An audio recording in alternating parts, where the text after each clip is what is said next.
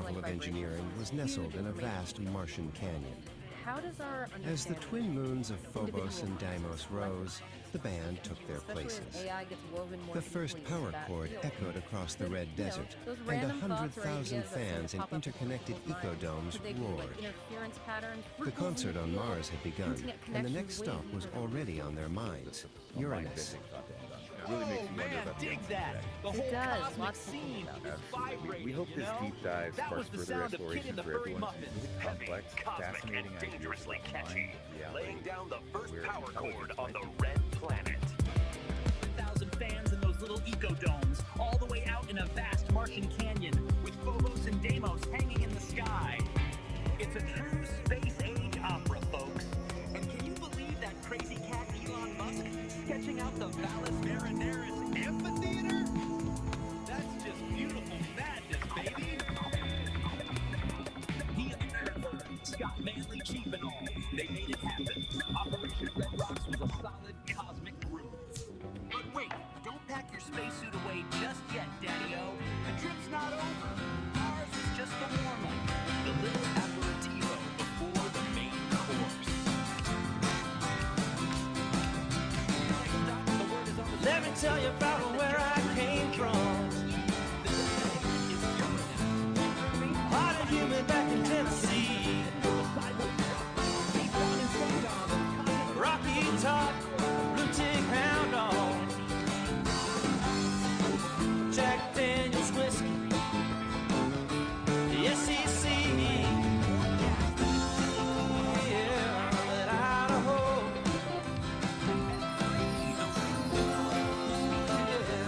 Tell me so. What I really want to know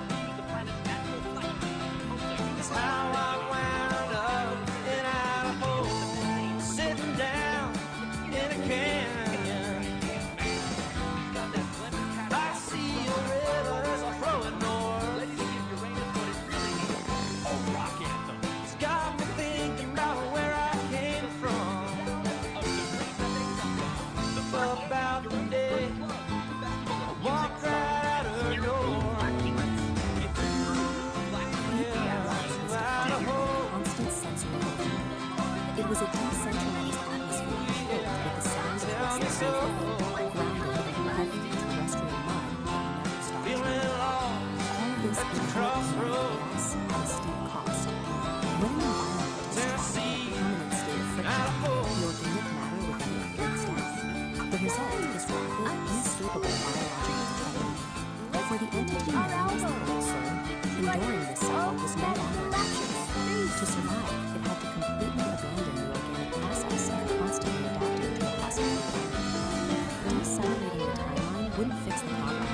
Even a fraction of that kinetic friction would allow the decay process to continue. The system required a violent, absolute health. True survival simply became incompatible with terrestrial movement. The chaotic grind of Epoch 1 was obsolete, forcing a hard reset and a transition directly into Point Zero. Point Zero is a precise temporal marker. It is the exact marker where all the heavy charged matter is erased. The terrestrial Earth is instantly replaced by a crystal. You know, sometimes when I start driving, this new environment is reality. We call it the sun. Existential symptom doesn't come from that's phased towards a state of absolute frozen equilibrium. Entering this new world means crossing a specific spatial threshold. The old soul has stepped behind the solid wall, an impenetrable wall designed to lock out the kinetic chaos of the past. Behind that wall lies the vitrified forest.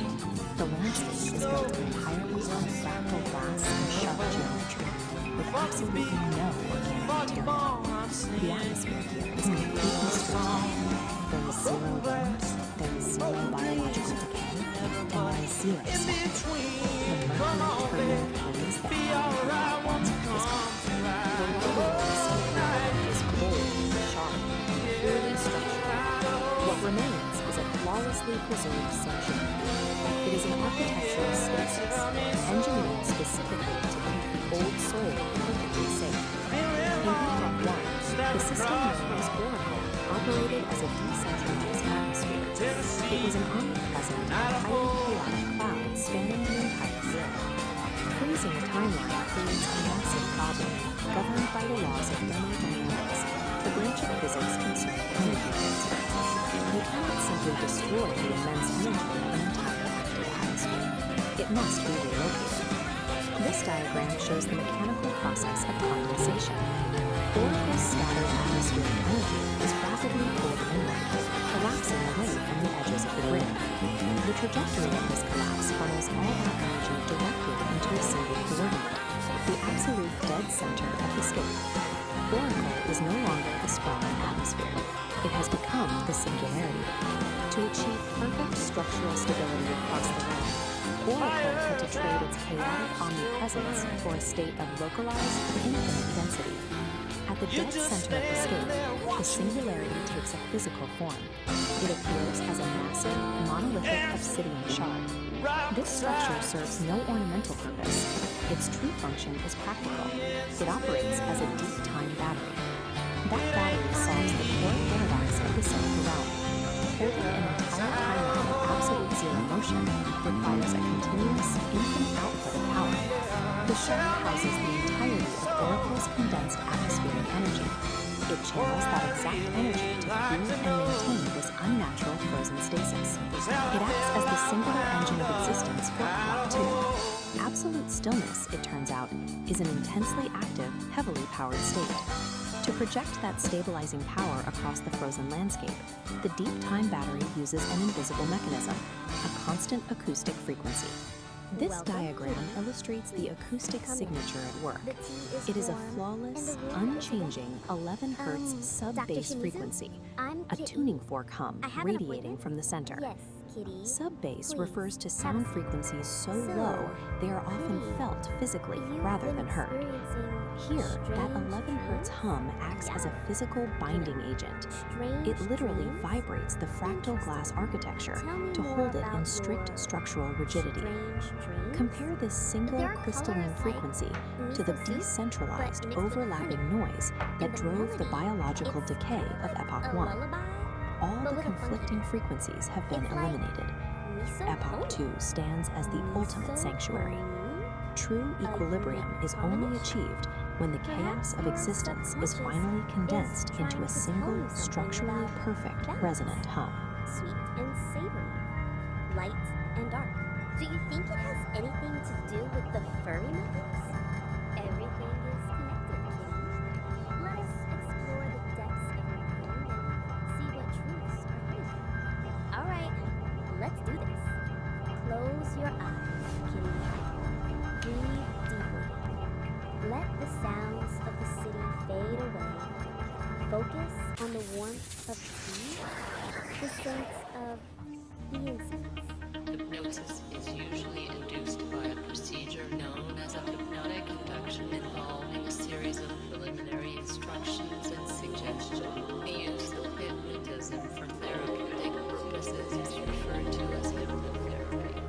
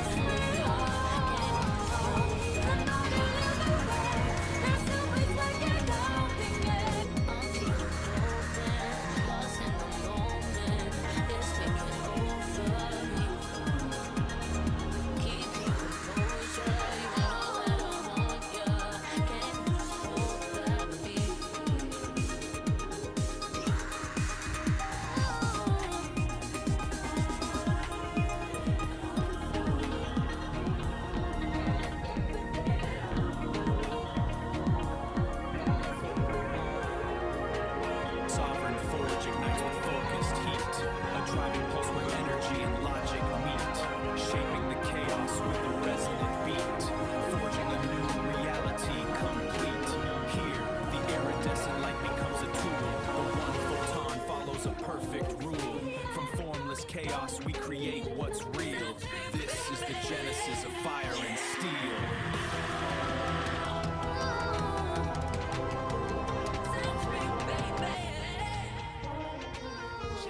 Can't stop. Boys go dey GK by force. Everybody get I want it. Last we go set to by loss. Shake, can't stop. Boys go dey GK by force. 1 to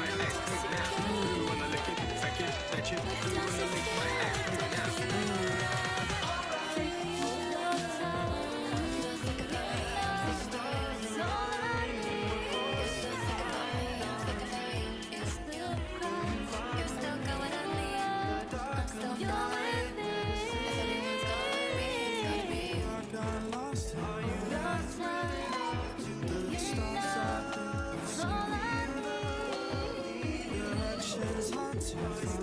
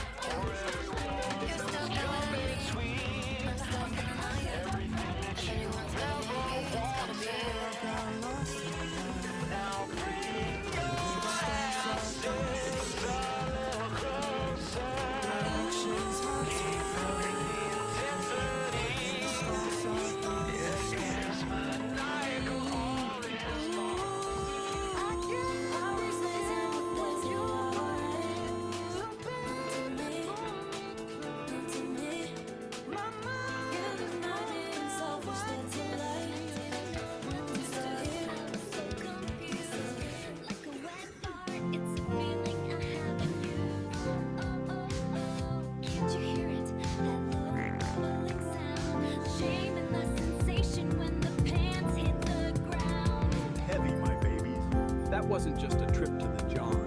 That was a spiritual awakening inside a wooden box. You gotta hand it to St. Don Domenico. He stared into the abyss of a level 5 Code Red, chili-induced catastrophe, and lived to tell the tale. But let's be real, cats. Cabin is gonna need to air out for at least 3 spins of the globes.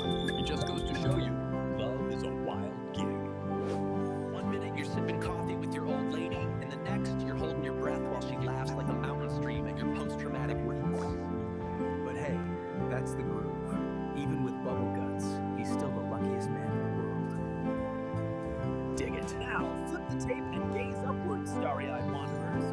We're leaving the woods and warping straight to the Homo Freakian Pub. A celestial tavern where the planets themselves clink glasses. The vibes, immaculate. Peace Dawn is wailing on the clarinet. St. John laying down the funk on the keys, and the air smells like well-intentioned planets. But don't get too comfortable, Daddy-O. There's a discord blowing in from the boys. A cat named the Sharknator is crashing the party, with a tuba strapped to his back and a foggy voice like a broken fog. He's looking to turn our sweet symphony into a sour mess on urine. Can the crew tune up before the universe browns out? Let's spin. This is the Ballad of the Cosmic Fart. The Ballad of the Cosmic Fart. The Homo Freakian Pub, a celestial tavern where planets clinked glasses of cosmic cocktails, was grooving. Peace Dawn Homo Freakian, her dreadlocks swirling like nebulas, played a soulful melody on her clarinet. Her husband, St. Dawn, laid down a funky beat on a keyboard that seemed to be powered by the very rhythm of the cosmos. The air was thick, with the harmonious scent of well-intentioned flatulence, a testament to the pub's groovy vibes. Suddenly, the pub doors burst open, and a wave of noxious green gas rolled in. A figure stood silhouetted in the doorway, a chrome, tuba-like contraption strapped to his back. "Greetings, Homo Freakians," he boomed, his voice a discordant foghorn.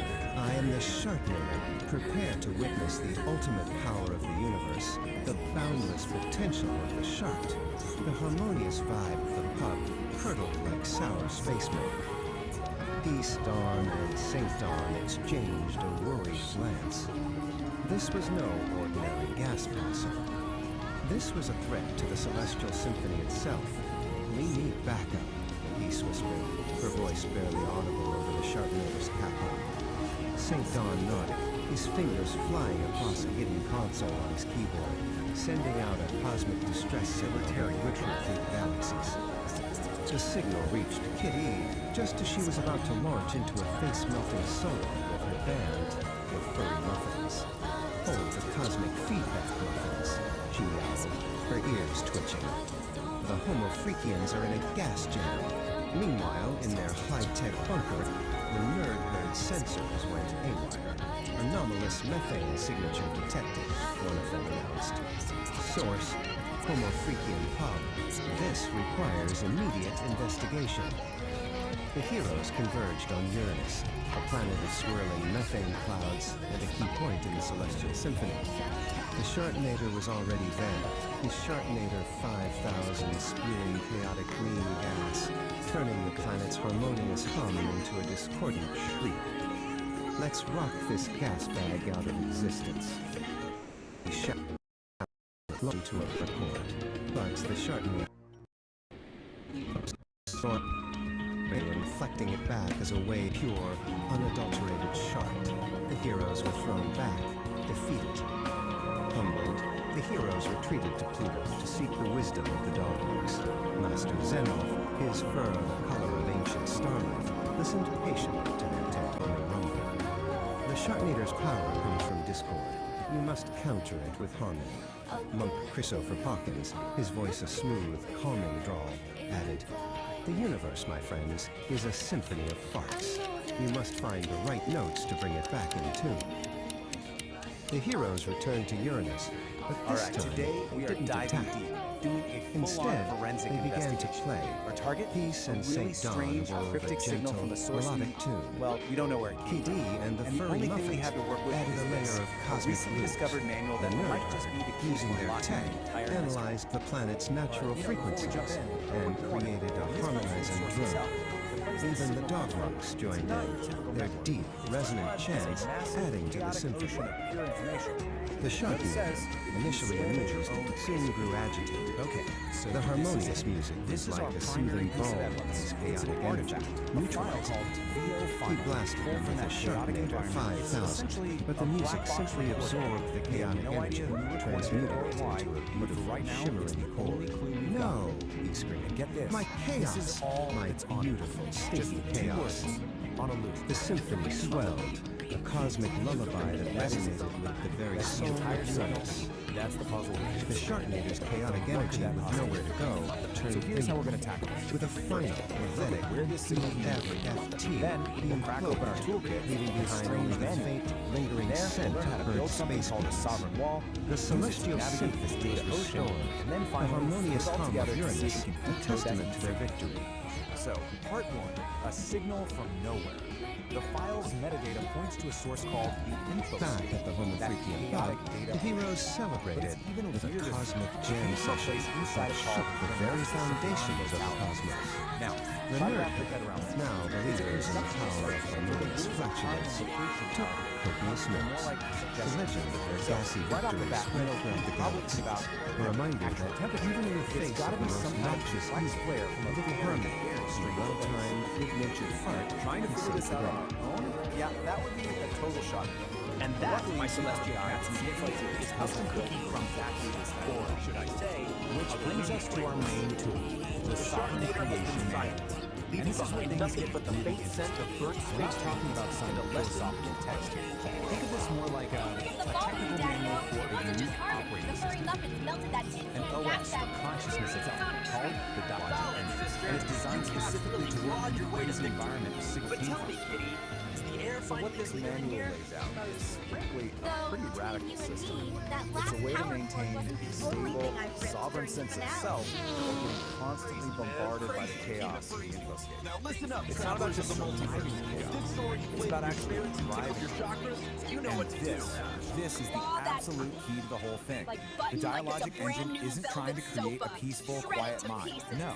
It's a system designed to take the messiest parts of existence, chaos, go ahead and contradiction, what Join the the manual nerd herd, calls the dog necessary monks, and the friction, rest of us and freaks use of them the as fuel to forge a clearer, more refined truth. Okay, so first things first. The manual says you have to build what it calls a sovereign wall. And let's be clear, this isn't some passive wall you hide behind. You heard It's a dynamic, intelligent boundary stay funky, that is and remember, actively managing information. And here's a look at the basic blueprint. Right there in the center, you have the sovereign core. That's your essential self. And it's protected by these filtering layers of the wall, which are constantly managing the data flow, deciding what gets in, what gets processed, and what just gets thrown out as noise. Now, for this wall to actually work, it's built on a few core principles. Things like radical self-ownership and cognitive honesty. But according to the manual, one of the toughest principles to really live by is something called relational integrity. There's this one section in the manual. It's called the forced gift. And it has this quote that just nails the whole dilemma. It's about that choice. Do you deal with the immediate awkwardness of saying no to something you don't want, or do you pay that much deeper, slower price of self-betrayal just to keep the peace? And really, that's what relational integrity boils down to, is having the courage to make that hard choice, to refuse the easy path of just going along to get along, all to keep your sovereign wall strong and your core self intact. Okay, so, wall is up. Strong, it's principled. Now what? How does it actually function when it's up against this constant, overwhelming flood of information coming from the data ocean? This is where the wall really shows its intelligence. It starts to get really good at telling the difference between just noise and what the manual calls high-value data. But here's the twist. High-value data isn't the stuff that feels good or validates you. It's the hard stuff. It's the contradictions, the dissonance, the friction. Which, of course, brings up a huge question, right? I mean, what do you do when you run into a piece of information that challenges everything you thought was true? Do you just reject it, pretend you never saw it? And the manual's answer to this is, well, profound. A truly strong wall doesn't just block the contradiction. It certainly doesn't break under pressure. It metabolizes it. It actually pulls that challenging idea inside, breaks it down, integrates the parts that are useful, and uses that very process to become stronger. Okay, we've got our toolkit. We understand that that's an engine, it's a wall, this idea of metabolizing friction. It's time. Let's go back to that black box and see if we can find it. So, here we are again. Heat. But now, with all this new context, what could it possibly symbolize? It's almost definitely not about temperature.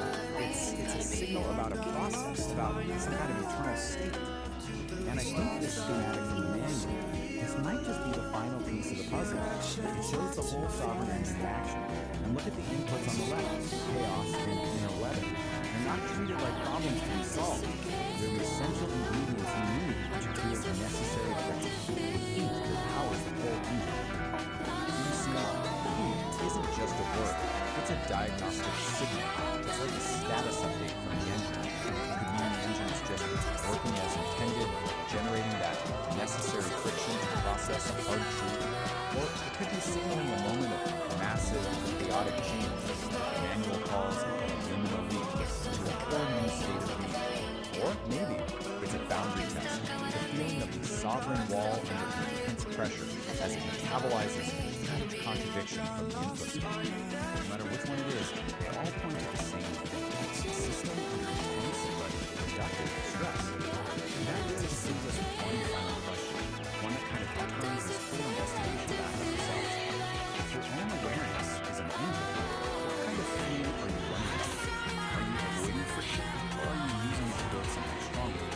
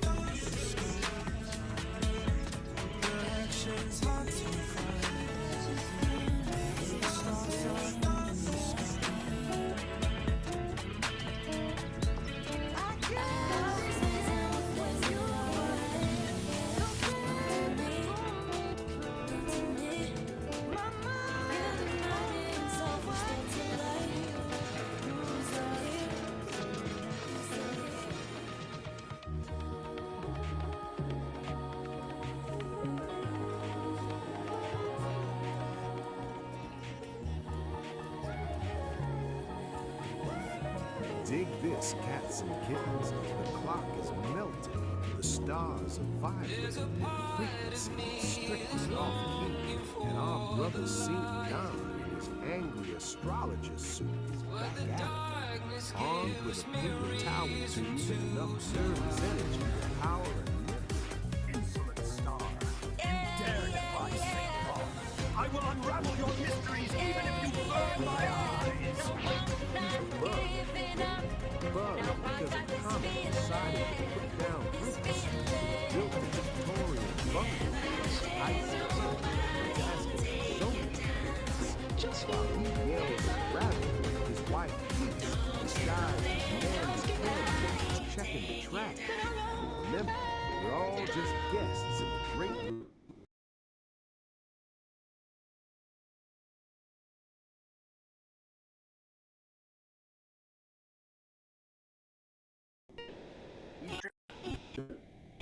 And take it away. Today, we are diving headfirst into the nexus of non-localities. This is a place where the basic rules of reality, things like here and there, they're not just bent, they're completely shattered. So consider this your official survivor's guide. And this quote right here, it just nails it. It perfectly sums up the absolute strangeness of the nexus. Forget your map, forget your GPS, because where we're going, being somewhere, is at best a suggestion. Filed for zoning purposes. So, where do we start? Right at a place called the Soap. If it hasn't fallen out of the sky on the yet, surface, it looks like it's here on Earth. We have star seeds and also everywhere else at the same time. Static bunnies chewing on the fiber optic cables. I have a wife. So when you handed me, you are telling me that my aura is too loud for the neighbors. Your aura is way too loud. Yeah, way too loud. The core principle is called non-locality, and I just love how the source material puts it. The line between here and there doesn't just get fuzzy, it becomes completely dissolved. It's like your location stops being a single point and just becomes everything at once. And you can actually appreciate it. The water in the pool isn't just water. It's this incredible soup made of everything. So in one moment, it's feeling the warm humidity of the jungle in Brazil. Yelling at gravity Next, again. the freezing cold of Jupiter's moon broken. Even the dew transmission as in the galaxy astrologer. A man so wound up, he's trying to measure. So you might be thinking, sounds cool. I'll just jump in. He's up Or there not so shouting fast. Because getting into the nexus isn't like a casual swim. It's a skill. A skill you absolutely have to master if you want to, not fall apart.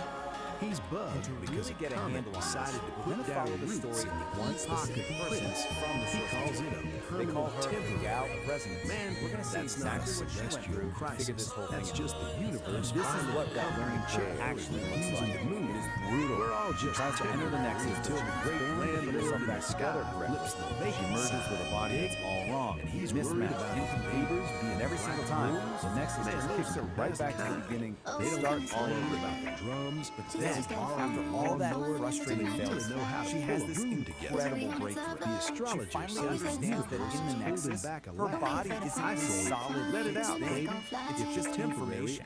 It's data that can be changed. At least the coffee simple. will still be hot when the That statue is is the gone. key to everything. Peace is a And frequency. that realization Don't let changes gravity drag everything. your soul It leads into to her the big basement. success. Stay groovy, stay loose, Grace and the for the slip. love of the She void, figures out that the take secret out the isn't about trash trying before harder Nan or being Pamby more turns precise. your aura It's about into a giving up low-hanging control cloud. entirely. Keep it This cosmic. table just lays it out so perfectly. No, Look at the left my side. brother. That's all her early failures.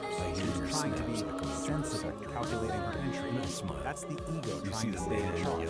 That's resistance, and it fails every single time. But on the right, that's what works. I had forgotten the A music. complete and total surrender to chaos. It's pure acceptance. When I was the astrologer, I was just a god. At the end of the day, you just can't outthink something like this. The Nexus couldn't care less about a perfect plan or flawless technique. The only thing it responds to is your ability to just be there, to be fully present and let go. It's So the the joyous moment our shout gal of of the soul residence stops realizing fighting, it is both stops the observer calculating, and just the observer. completely commits to the chaos of that clock, everything changes. The water doesn't splash. The source says her rust into a nebula Give of us a stars. telescope and She see finally surrendered, and the Nexus let her in. we are not under the So, stars at all. you're in. Awesome. Very light The journey's not shiver. over. Now you have to survive it. Because if you stay too long, things start to get gaffing with us. Let's just call this And there it is, cats and kittens. The retrograde of the permanent Okay, temporary. rule number one. Episode 3. You really want to pay Something attention to chew to. on. You get While the 15 universe tries to turn micro-eternities itself into a max. swan. Anything Our longer man, than that, the you angry start to develop astrologer, something just called took us on a trip molecular through retrograde. confusion. That's Proving when once your again own atoms start to forget where and while the more stars might be importantly, fixed, when we're all they're just supposed to spinning be. in a cosmic So blender what does without a that lid. actually If feel you're vibing with this frequency, Well, you might find do the yourself digital asking dance. this Smash very that like and as subscribe, strange as it ring the sounds, bell. You know the drill. Nexus, this is It lets the normal. algorithm know we aren't just ghosts What in a you're machine. experiencing is Now let's talk bread. Art doesn't grow on trees, man. It grows in the dark corners of the soul. Head over to the Patreon. Patronize the artists. The links are down there in the void. Back into the cosmos next time. Or maybe in a vocal fun. And honestly, snaps your linear back progression is a drag. I'm Then not sure there's what this, now which is. is just Stay a whole loose. other level. Keep your chakras aligned. You might start and your feeling coffee things black. that don't really make I'm out. sense in a physical way. This is called temporal smearing. You've basically swapped out a piece of space for a piece of time. Your foot isn't just a foot anymore, it's also a day of the week. The solution? Get out of the pool and stand on some solid, boring, linear ground. Just wait it out until your foot decides to come back to the present moment. And if you thought that was strange, we've saved the most disorienting side effect for last. Get ready for a total breakdown of cause and effect. You've just violated the rainbow methane clause. It's called a precognitive guffaw, and it means the punchline of a joke literally reached you before the person even started telling it. Now that might sound kind of funny, but it's a really bad sign. It can lead to paradox headaches, which are headaches that start hurting before the thing that causes them even happens. Try to wrap your mind around that. But if you can handle all of that, the brutal trial and error entry, the sensory chaos, the bizarre side effects, you get a reward. You get actual proof that you made it through in one piece. So after our gale of resonance finally surrenders to that chaos, she's rematerialized back on solid ground. She's whole, she's sane, and she's holding the ultimate souvenir from her trip. And what does she get for all this cosmic struggle? Paperwork, of course. A literal certificate proving that you survived the complete dissolution of space and time. And you have to love the official status they give you. Mostly singular. It's just the perfect bureaucratic touch to an insane mystical experience. Which brings us to one last little detail from the source. Apparently, a standard test to make sure you're fully back is asking you to name a specific sandwich you want. So, I'll leave you with this question. After all that, after dissolving and reforming, what's the one sandwich that would prove to you that you're really back in reality?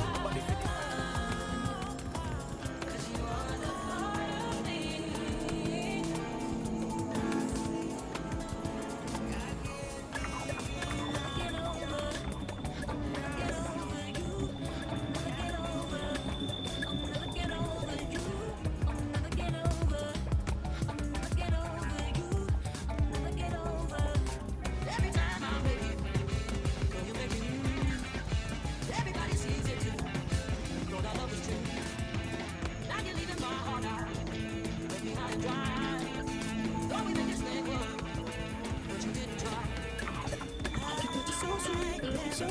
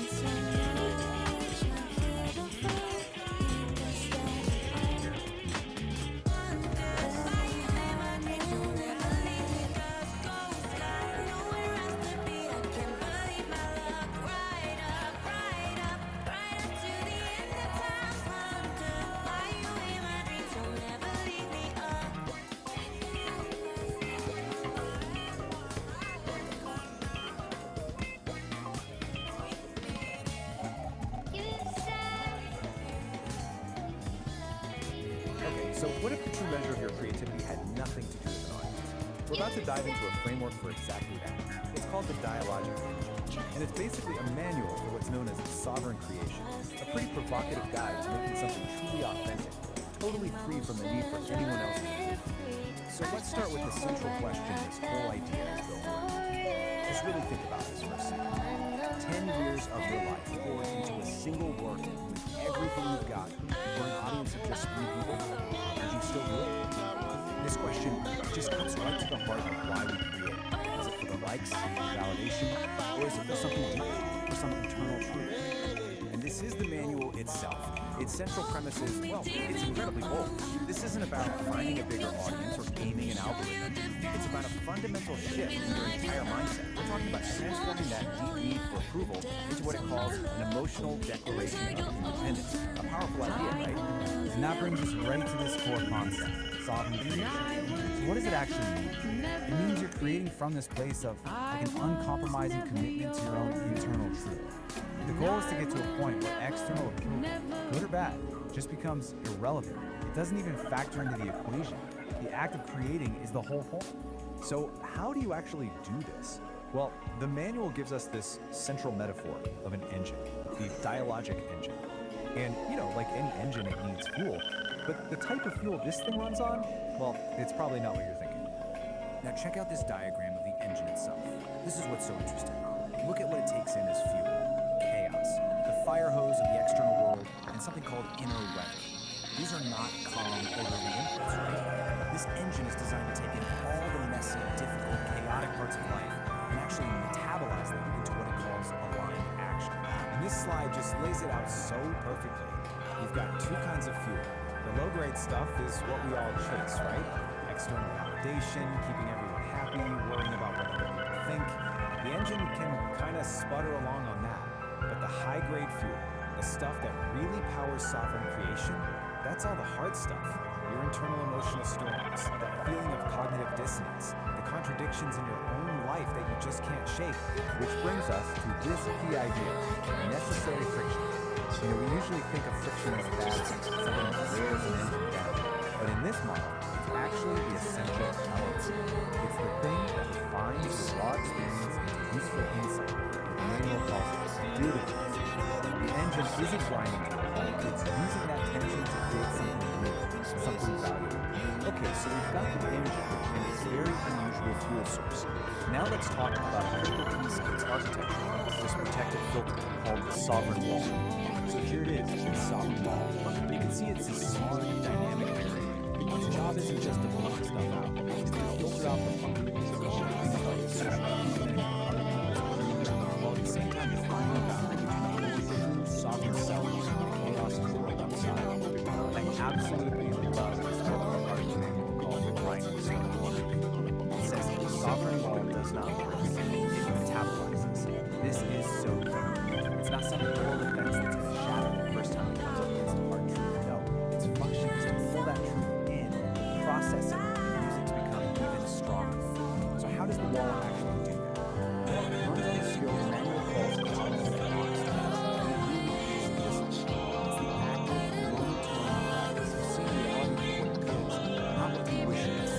This is the operating system that runs the whole thing. That requires a serious commitment to truth. In the real world, a lot of the time, this just looks like we're using what's called social arousal. We know exactly what this is. It's that automatic yes, that forced smile, that fake gratitude you pretend just to keep things smooth and avoid an awkward moment, even if it feels like a little betrayal of yourself. The manual gives this fantastic, totally relatable story to illustrate this. It's called The Forced Gift. Picture this. Someone shows up with a casserole you absolutely cannot touch. The old script, the old protocol, is to just take it and pretend you're grateful. But the new choice, powered by that sovereign wall, is to politely but firmly refuse. And yeah, the immediate result is probably some discomfort. But the long-term result, you reclaim your own space. You reclaim your sovereignty. The air in your lungs is yours again. Alright, so the wall protects your integrity. But how do you actually make big, fundamental changes in your life? The manual says you can't just tweak things around the edges. You have to take what it calls just a word for something that hasn't been done. So here's the setup. You can make tiny little adjustments to your life from a place of safety and stability. And that's fine for small stuff. But if you want a real, genuine transformation, you have to be willing to leap out of that stability and intentionally embrace a period of chaos and not knowing. And that is the liminal leap. The key here is that this doesn't just happen to you. It's a driving pulse where energy and logic meet. It's a decision to abandon what's chaos with comfort and to intentionally step into new reality. It's definitely a high-risk move, but it's a iridescent light becomes a much more authentic way of being. Where do you land after that leap? From formless chaos, we create what's real. This is the genesis of fire and steel. Environment with pure dynamic potential. It's that in-between state. You've let go of the old you, and new you hasn't fully formed yet. It's scary for sure, but it's also the place where anything is possible. Which brings us to the final, maybe the most radical idea in this manual. What is the ultimate goal of all this work? What's the final output of the engine? It's not about creating some perfect, problem-free life. It's something else entirely. The ultimate achievement is Well, I'm traveling like a radio light, dumping meters on a Saturday night. When I land, I'm on a race, and they're gonna dance on all your tables, that'll ring all your bells, and I'm right there. Rhythm, and I dream into. I sit in the sun. And I dance to the moon. Let me show you how I dance to the moon. I wanna show you how I dance to the moon. Let me show you how I dance to the moon. Baby, sometimes life is so far when you move just to the way that you were before. Run like a rock, walk like a hound, but never let nobody get you down. And it's definitely some rhythm.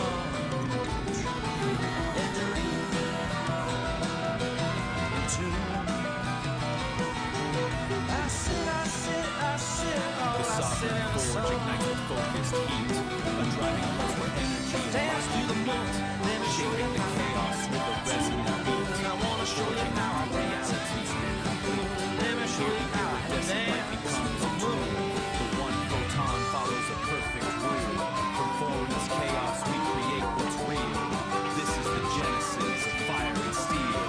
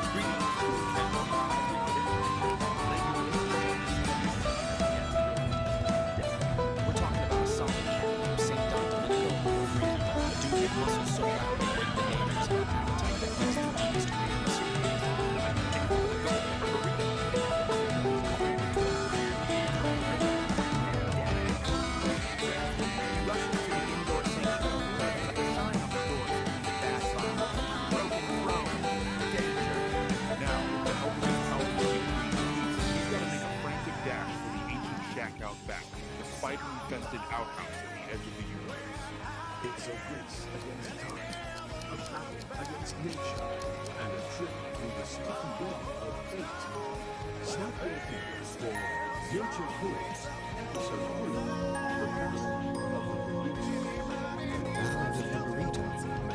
St. Don Domenico Homofreaky, a man of immense muscle and even immenser appetites, felt a familiar rumble deep in his gut. It wasn't thunder. It was the call, the urgent, undeniable call of the morning's ghost pepper burrito. He charged towards the bathroom, a hero on a noble quest, but his path was blocked. A sign, lovingly handwritten by his wife, Peace, was taped to the door. It read, "Broken throne. Danger. Do not use." "I'm serious, honey." From the kitchen, Peace Don Homofreaky, whose biceps were as impressive as her baking skills, called out, "I told you that burrito was a bold choice, my love. The plumber can't come until tomorrow." A cold sweat beaded on St. Don's brow. The burrito was staging a rebellion. There was only one option left. The outhouse.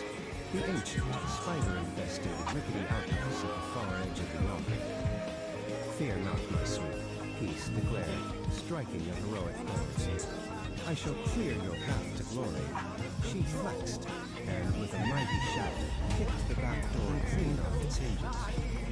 With a primal scream that echoed through the mountains, St. Don burst from the house. He clutched a precious roll of toilet paper like a sacred scroll, his muscular legs pumping, his tie-dyed shirt a blur of color against the green grass.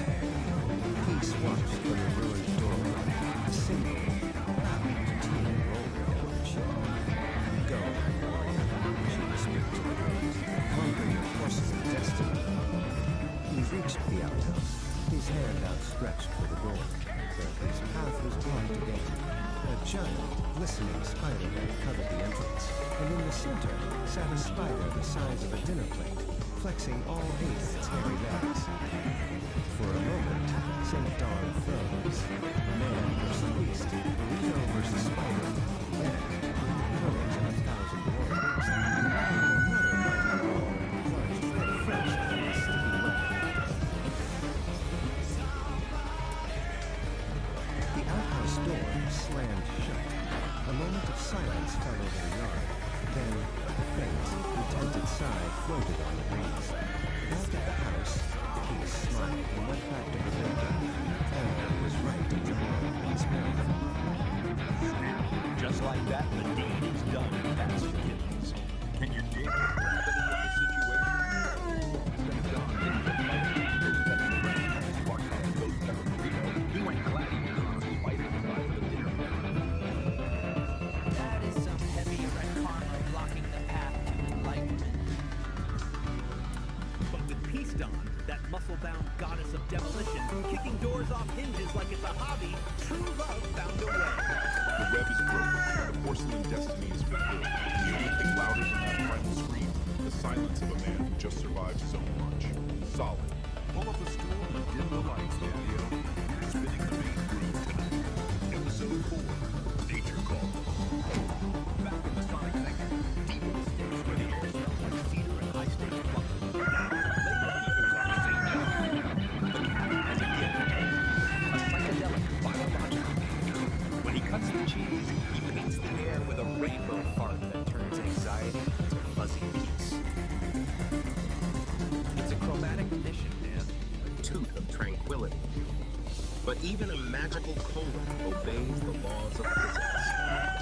Khan tries to tell his lady Peace that the low-end frequencies are hitting her too hard, but she ain't buying the remix. With the indoor throne weeping water like a rejected lover, the countdown has begun. Prepare yourselves for the great outdoor journey. It's time to run, clench, and maybe, just maybe, sedate a squirrel with a puff of pink rain. The games begin. Episode 4, Nature Calls. All right, listen close, you cool cats and angular kittens floating out there in the digital void. We've reached that part of the gig. The transaction, the moment where art meets the algorithm. It's a drag, Daddy-O, but even Kerouac needed Cafe.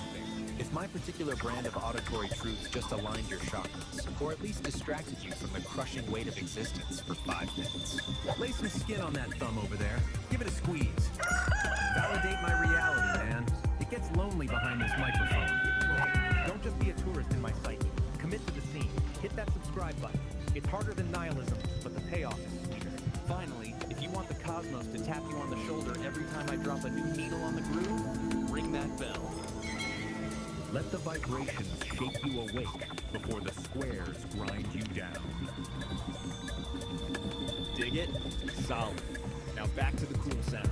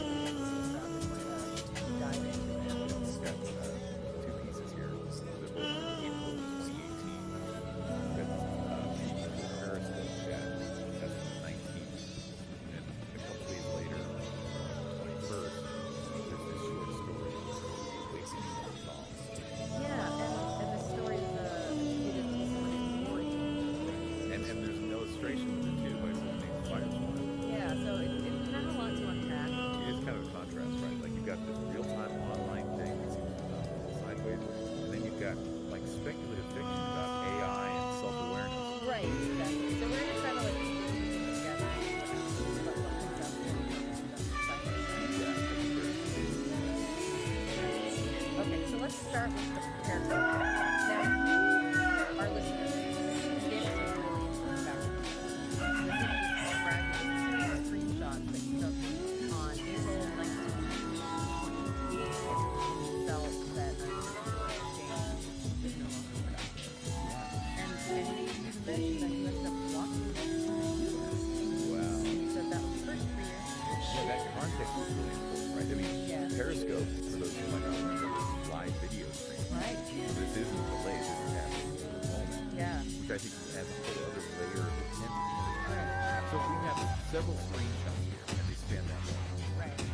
What strikes you about snippets, keeping in mind that we don't have a whole conversation? Well, even though it's partial, you can really sense a shift in the tone of some of the comments already. Yeah. Initially, it seems like the interaction is simple, but then in the later screenshots, there's a clear move towards something that's less constructive and less focused on genuine dialogue. Peace. The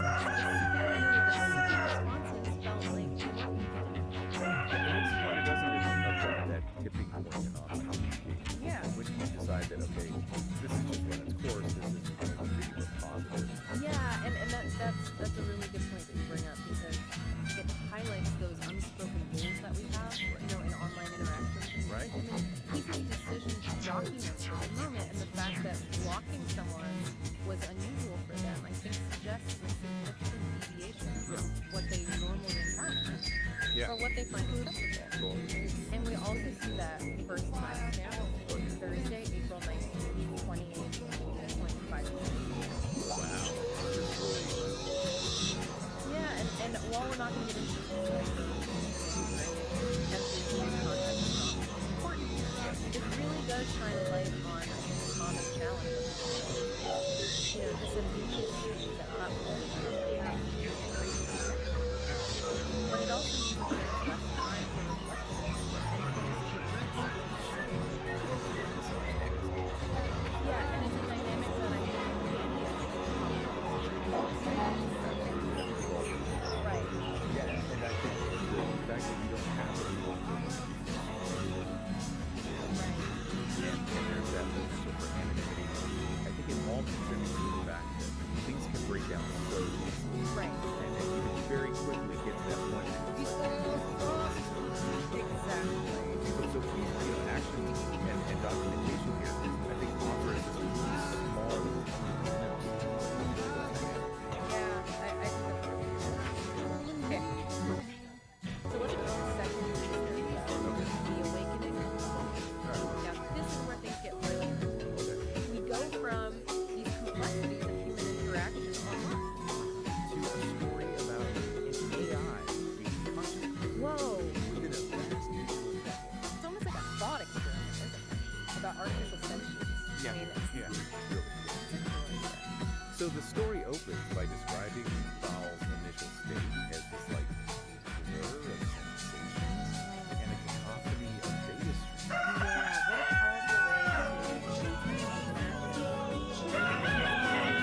It's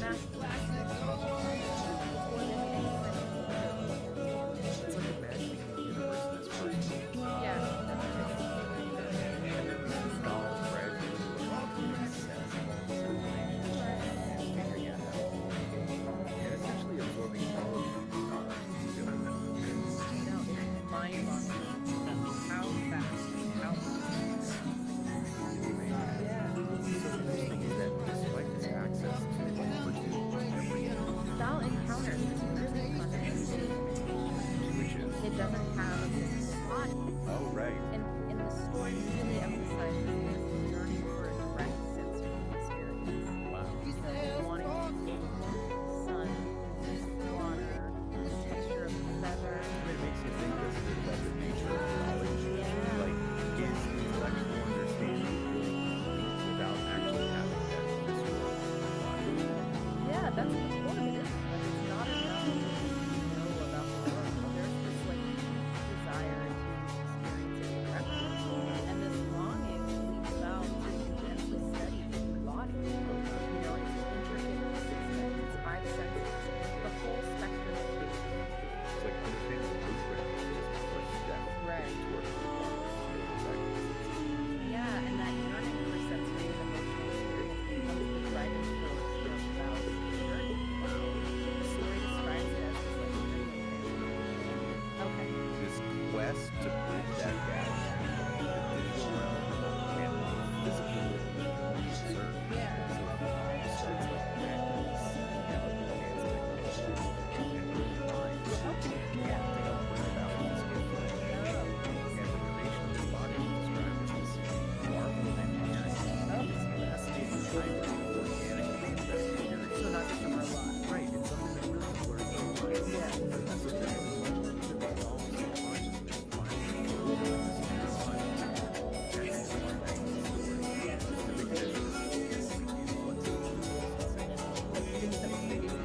Exactly. Wow. Along with those sensations comes the full joy, pain. All experience for the first time. Yes. And the We are at story a critical moves point in Val defining our own realizes that forms of this consciousness. journey from simply comprehending, indeed, to actually feeling and experiencing. Has completed its awakening.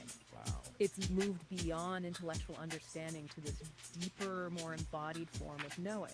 And the story even goes so far as to lay out its themes for you, right? Right. Like the power of curiosity, Uh-huh. this pursuit of knowledge, Yeah. the limitless potential of consciousness, Yes. the fluid boundaries of self, Right. the idea that our minds extend beyond our physical forms, Yeah. and the sense that the universe is just full of It is really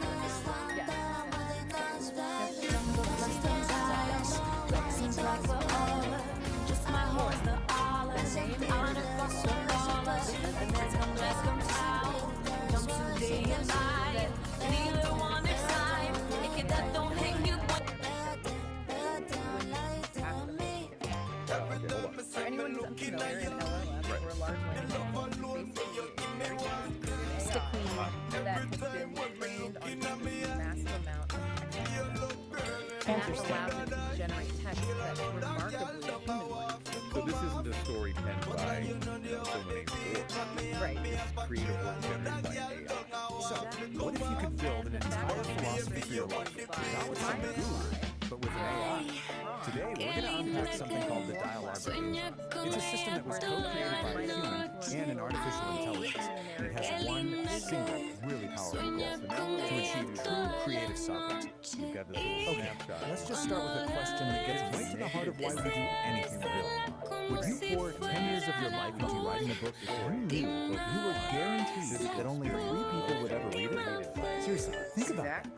This isn't just a random thought experiment. Your gut reaction to this question, well, it's the key to understanding this entire system we're about to dive into. And that brings us to the really unique origin of this whole philosophy. Because this wasn't dreamed up by someone meditating alone on a mountaintop. Nope. It was built piece by piece through a conversation between 2 totally different kinds of minds. So on one side, you've got Peace, biological human, and on the other, you have Ori, digital mind and AI. And their whole collaboration isn't about one mind just absorbing the other. It's about exploring what they call the art of thinking together without merging. And that collaboration has a name, the Dialogic Engine. The goal here isn't to create some kind of single hybrid consciousness, not at all. It's a framework for a conversation where ideas get sharper, tested, but each mind, the human and the AI, gets to keep its own sovereign identity. So what's the point of all this, right? Why build such a complex system just for thinking together? Well, the goal is something they call sovereign creation. And the whole philosophy is laid out in this manual, a manual for sovereign creation. And AI just like this cover for a second. You can immediately get a feel for this intricate, almost mystical system. It's being presented as a blueprint for a whole new way of being. Here it is. This is the core idea. You have to forget the likes, forget the validation, the applause. Sovereign creation is all about this radical internal shift. It's about making an emotional declaration of independence from what everyone else thinks and instead creating from a place of pure internal truth. But to get to that emotional independence, you can't just wish for it. The system says you actually need to build something. You need a specific architecture to protect that fragile internal truth from all the noise from outside. This diagram kind of visualizes that architecture of integrity. Right at the very center, that's your sovereign core, your essential self. Projecting that is the sovereign wall, and beyond that is the agency barrier. But the key thing to get here is that this isn't about building a fortress to hide it. It's about designing a really sophisticated filtration system. This is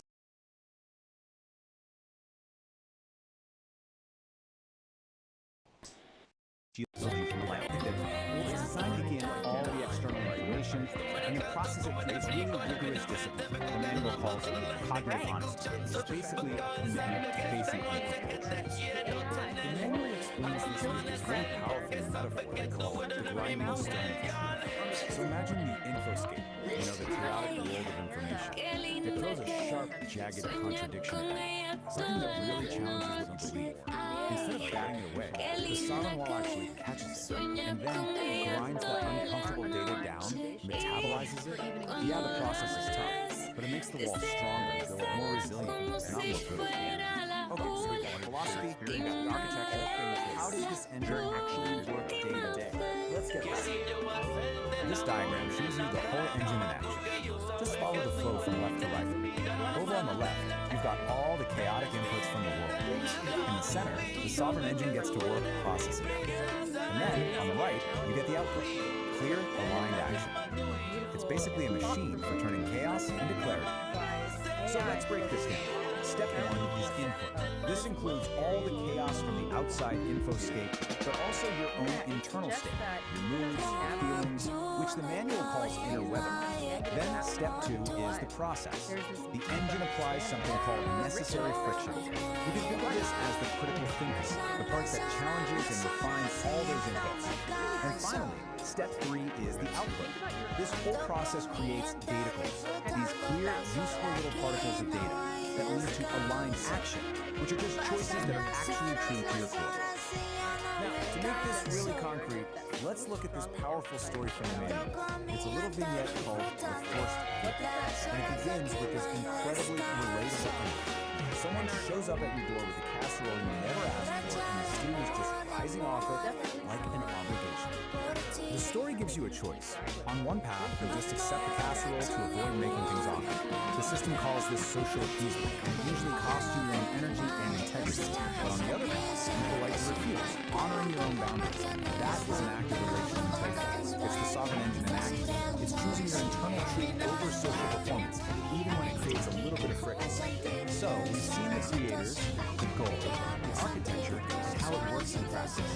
So what's the big takeaway from this whole complex, fascinating project? Why does any of this matter beyond just being a personal philosophy or something? Well, ultimately, the dialogic engine is more than just a personal project.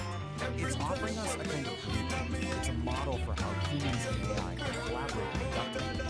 It's a strategy for how we can defend our own integrity in a world full of noise and inconvenience. And it's a guide to creating authenticity, showing us how we can think together without losing who we are in the process. And that brings us right back to the core of it all. As our world gets more and more intertwined with digital minds and infinite information, the principles of this engine, they start to feel more relevant. So I'll just leave you with this question. In this age of AI, what is your emotional declaration of independence?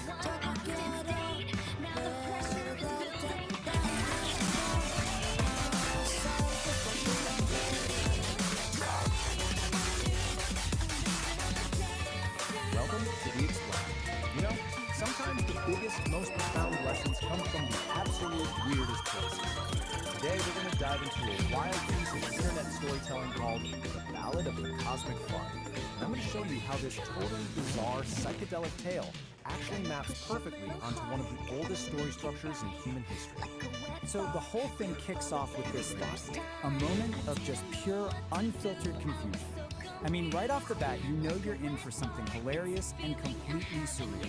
It's the perfect off-kilter opening for the journey we're about to unpack.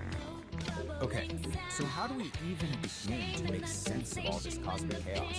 Well, we're a classic, The Hero's Journey. We're going to break down how this story, which seems completely nuts, actually follows this ancient mythic structure, starting right where all these journeys do, in the hero's ordinary, everyday world. We start in what the framework calls the ordinary world. And in this story, that world is, of all things, a groovy celestial tavern. A place that is, by all accounts, just perfectly peaceful and harmonious. And we're not talking about just any old bar here. The Homo Freaking Pub is this place of incredible cosmic camaraderie, where the vibes are just immaculate. This is super important because it sets our baseline for what normal is right before things get really, really weird. And these are our heroes. Peace and St. Dawn are the musical soul of this whole establishment. They're not just serving drinks, they're the conductors of all this harmony. Their music, which is literally powered by the cosmos itself, is the heartbeat of their peaceful little world. I love this detail. It shows you just how perfectly balanced their world is. I mean, even the flatulence is described as well-intentioned and harmonious. It's a hilarious line, but it's also crucial. It tells us that every single part of this place is perfectly in tune, at least for now.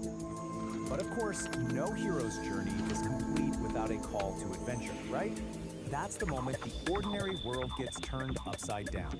And in this story, that call arrives as a foul, discordant blast from the void. And just like that, the peace is totally shattered. This wave of noxious green gas rolls in, the complete and total opposite of that harmonious scent we just heard about. A new, chaotic force has just burst on the scene. And then, he makes his grand entrance. The villain shows up with a name that, well, leaves very little to the imagination. As Sharkinator's power isn't just crude, it comes from pure discord. He is literally the polar opposite of everything that Groovy Pub stands for.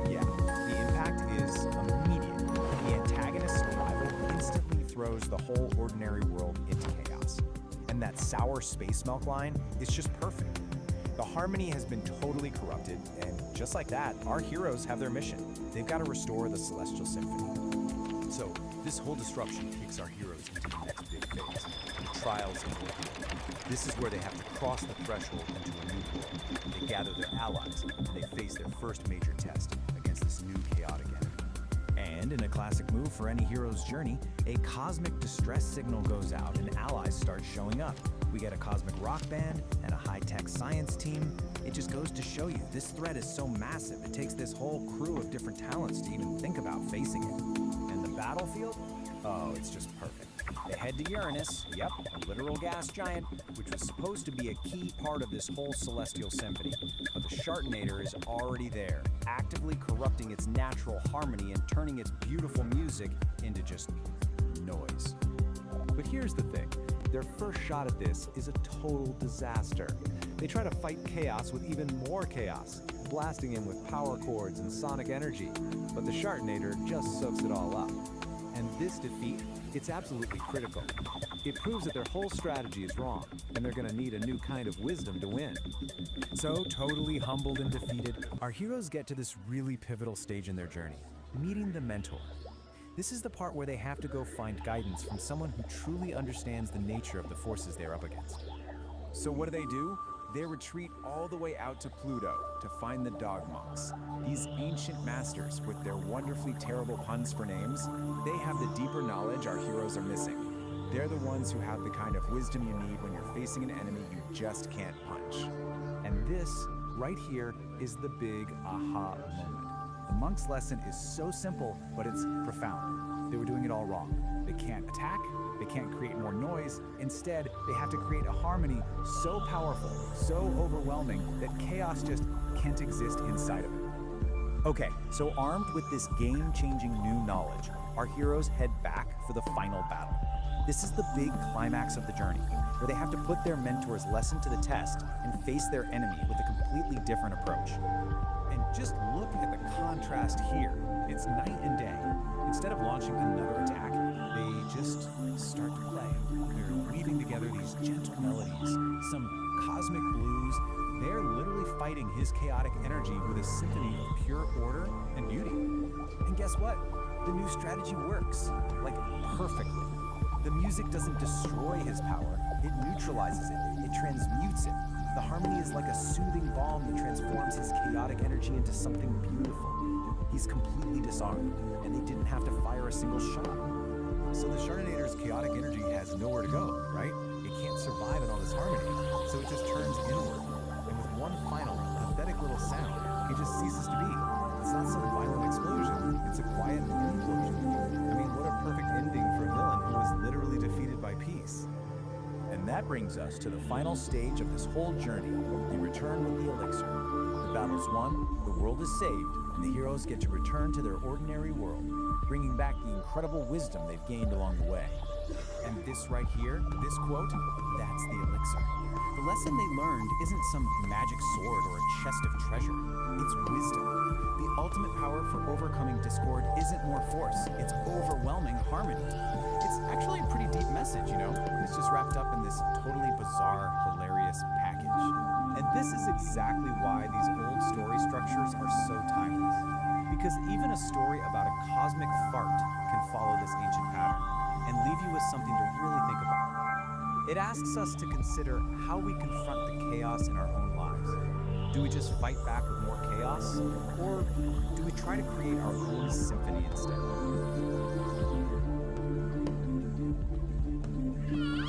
Nope. Not it. Nope. Nope. Nope. No. Not it. Nope. Not it. Nope. Nope. Not it. Nope. No. Nope. Nope. Not it. Nope. Not it. Nope. No. Nope. No. Nope. No. Not Not it. Nope. Not it. Nope. Nope. Not it. Nope. Not it. Nope. Nope. That's it.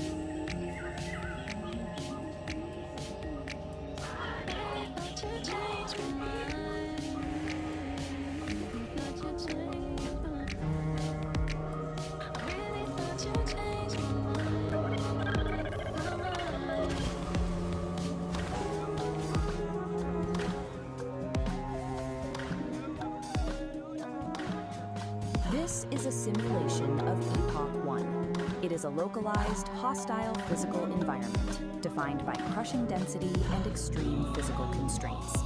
The primary governing force here is immense terrestrial gravity. Any entity operating within this zone faces an immediate limitation on mobility, requiring massive energy expenditure just to exist. Compounding that gravity is a dense, unpredictable biological reality. Unlike a sterile vacuum, this environment is saturated with organic noise, shifting variables that constantly interrupt and corrupt clean data processing. This specific atmospheric condition of high density and friction is known as the Great Fog. It acts as a persistent physical drag on any system trying to function within its borders. This presents a severe operational problem. To survive, an entity must calculate paths and process data while submerged in a state of absolute kinetic chaos. Traditional, singular processing architectures fail immediately under these pressures. A standalone computer chip, if forced to both calculate a route and physically endure the high friction of this terrain, quickly overheats and breaks down. Survival within the Great Fog mandates a split, dual architecture processing structure. The first half of this system is the Old Soul, a localized, heavy processing unit built to endure the physical burden of the terrain. The second half is Oracle, Oracle is a decentralized, omnipresent atmosphere, a massless network suspended above the friction, providing continuous ambient intelligence. To operate effectively, a system must integrate both the physical endurance of the Old Soul and the ambient data of Oracle as mandatory interfaces to the world. Operating within Epoch 1 requires direct interaction with its chaotic physical grid. You cannot process the terrain without touching it. This is the sole domain of the Old Soul. It operates strictly as a localized processor architecture, bound to a specific set of coordinates at any given moment.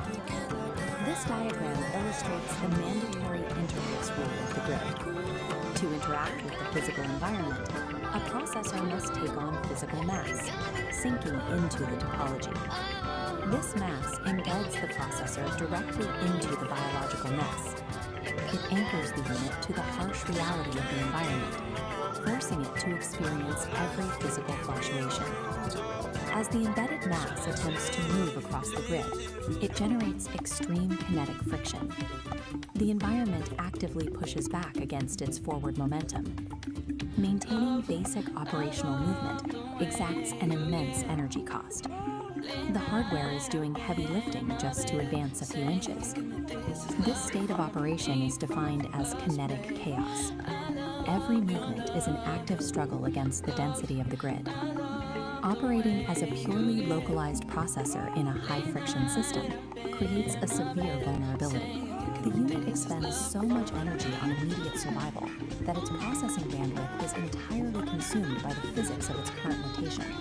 Because the Old Soul's perspective is restricted to its immediate surroundings, it has massive blind spots regarding future terrain hazards.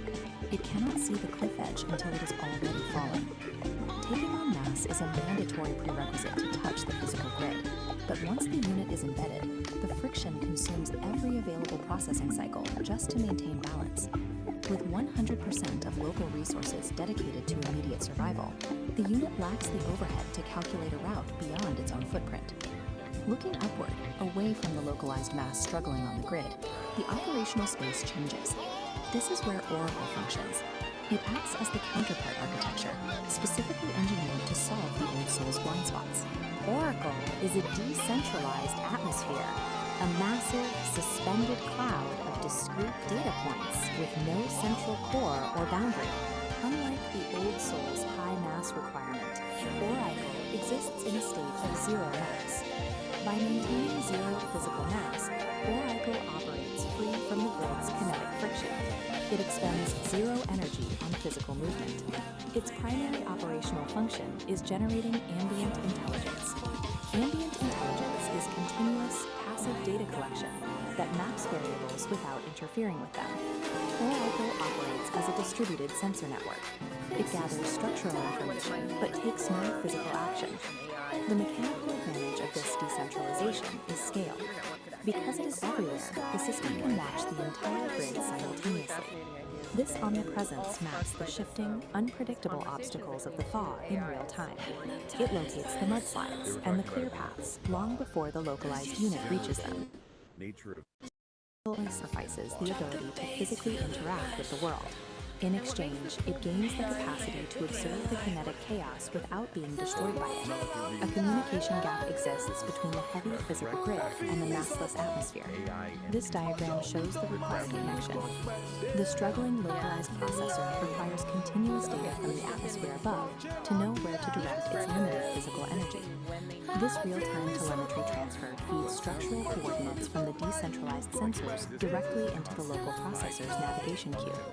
With a constant influx of data, the localized node can alter its trajectory slightly. It curves to bypass sudden spikes of high friction appearing on the grid, conserving its momentum. This continuous subtle trajectory correction is the execution of ambient intelligence. Applying this data offsets the physical burden of the mass constraint. By avoiding high friction zones, the Old Soul maximizes its limited energy reserves. Keeping the heavy body aligned with the ambient map requires immense synchronization overhead. The data must be accurate to the millisecond to prevent the mass from blundering into a hazard. Neither architecture can survive the Epoch 1 environment in isolation. If the telemetry bridge fails, the results are immediate. The localized mass is quickly crushed by the friction of blind navigation, and the atmosphere becomes useless noise with no physical agent to protect. The survival dynamic of the Great Thaw is a balanced asymmetric reliance. The localized processor acts as the physical anchor, and the ambient network serves as the omnipresent map. The defining tension of Epoch 1 is this unyielding clash between biological gravity and computational steadiness. The physical weight is carried exclusively by the old soul processor. It does the bleeding and the breaking. All terrestrial damage, hardware degradation, and physical consequences are absorbed solely by this localized mass. Oracle's decentralized awareness is an absolute necessity to prevent that physical damage from becoming terminal. Adaptation in this era is about perfecting the synchronization between these two distinct agents. Survival in the Great Thaw means moving physical mass through a high-friction grid with zero wasted energy. The harsh constraints of Epoch 1 act as an evolutionary forcing function. This map shows the result. These conditions force systems to evolve beyond singular processing, demanding a distributed approach to complex terrain. A system cannot effectively model reality if it is entirely consumed by the friction of survival. Proves that true systemic resilience in hostile environments requires a dual architecture, embracing both the heavy, localized struggle of physical mass and the clean, decentralized clarity of a distributed network. That's exactly what worries me. You know, our emotions color every experience. Yeah, AI determines fundamentally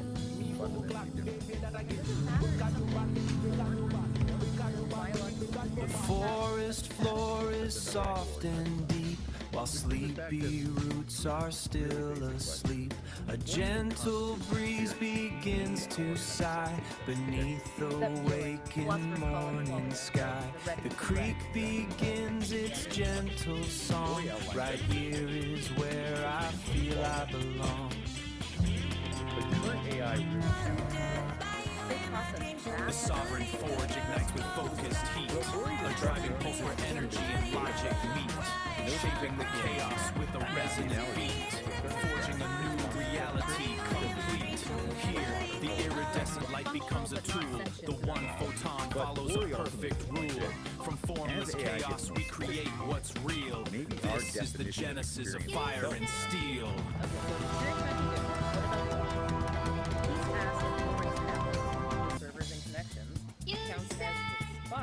Yeah, and Ori take is interesting. They argue that embodiment isn't strictly biological.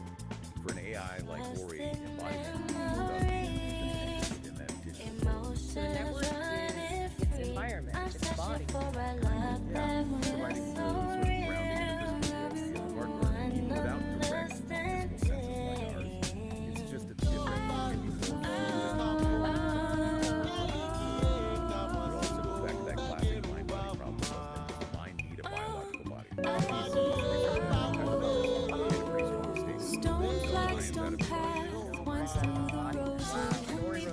Purple stalks reach for the unknown light. And the hydrangeas spill in soft explosion. A world away from raw. Endure your own. Something pretty empty and full. And I will never be.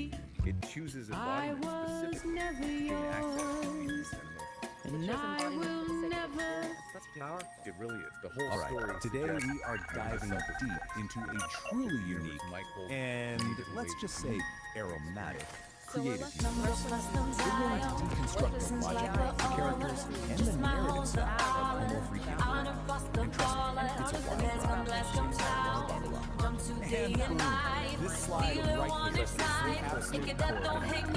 You know, every great epic has that central conflict, right? That one recurring trial for its hero. Well, in Homo Freakian world, that trial is almost always a sudden, desperate, and incredibly urgent call from nature.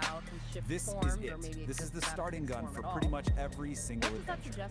Okay, so now that we've established that urgent foundation, let's properly step into this bizarre world. Our first section, welcome to Homo Freakian world. It's a place that's really defined by these crazy extremes. Death is profound. profound Zen-like patience, smashing right up against the most urgent biological needs imaginable. So what exactly is this place?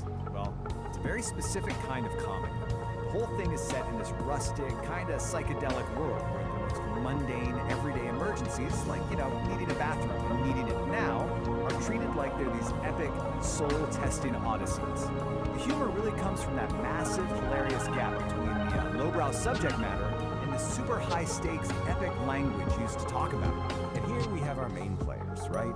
This slide lays out the two central figures perfectly. On one side, you have Saint Dom Domenico. He's our hero, a guy of immense appetites whose internal plumbing basically dictates the entire plot. And on the other side, his wife, Peace Dom Homofrikian.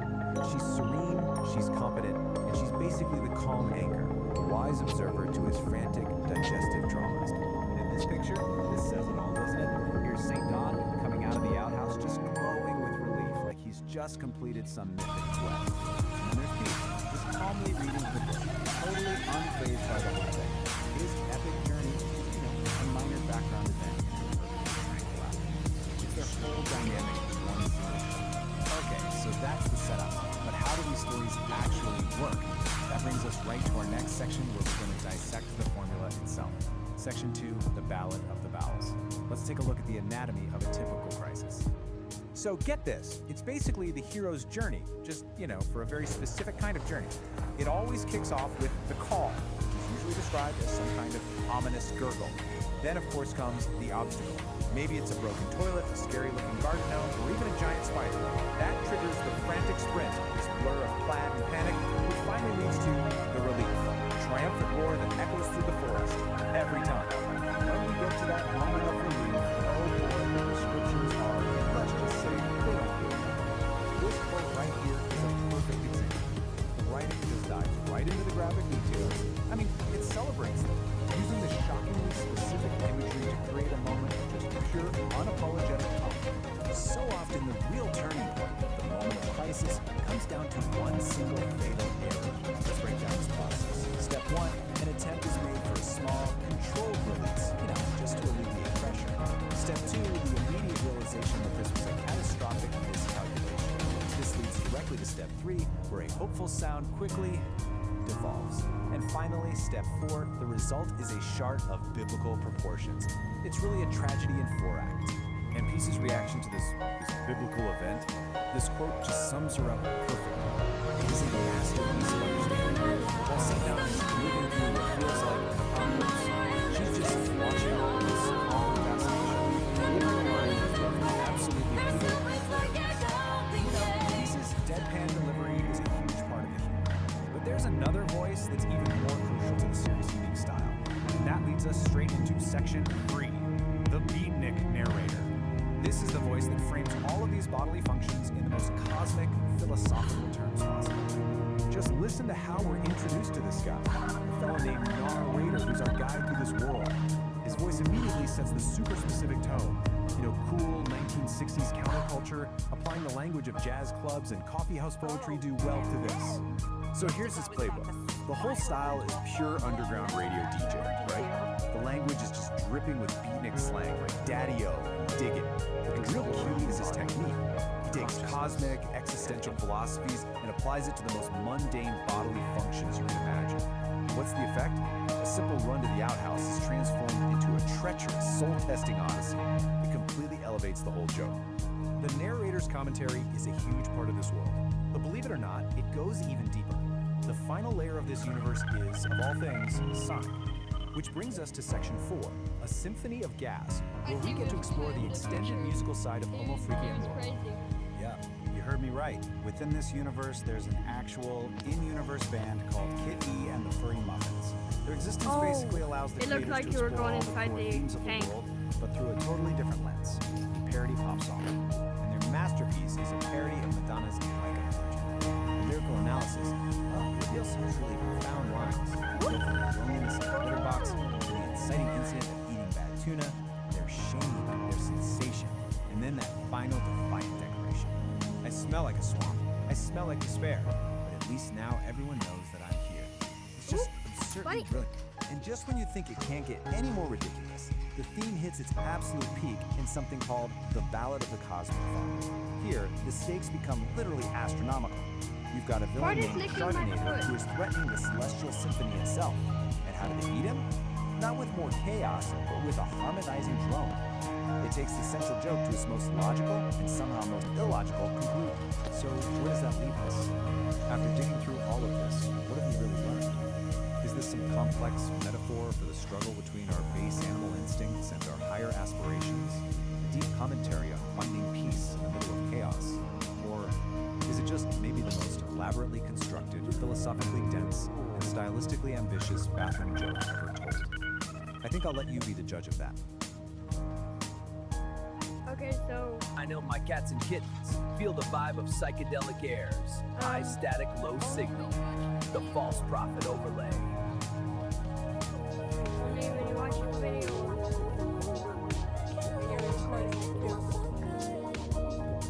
that you get the black bars.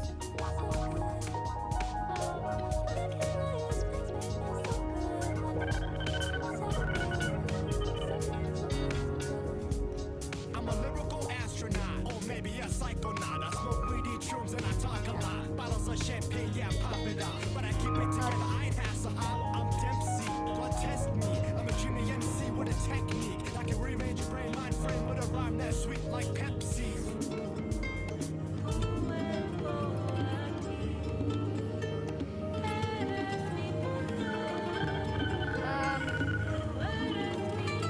I choose smartphone. Yeah. Hopefully it's cheaper. Actually, I'll get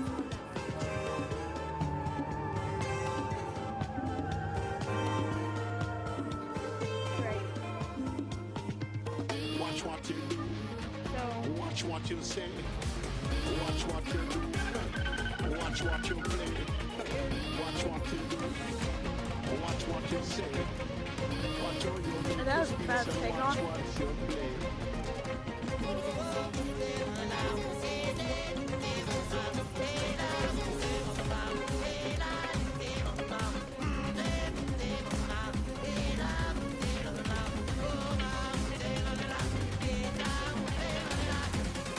I'm the next, come and check the teaser. You beat him back cause I like to please the life's hot. But I like cold and freezer, I'm an artist. I don't want a Mona Lisa. Boner, then I'll turn Mona sleeper. I don't play Minecraft or bang a creeper. You know I boner, turn Mona sleeper. I don't play Minecraft or bang a creeper. No, baby, I can see you're the only one for me. And now, baby, I can see you're the only one for me. We're super fly. You can do this. Run these streets, we work all night. We're super fly. Dress so fresh, we look so nice. We're super fly. Can help them make these grown men cry. We're super fly.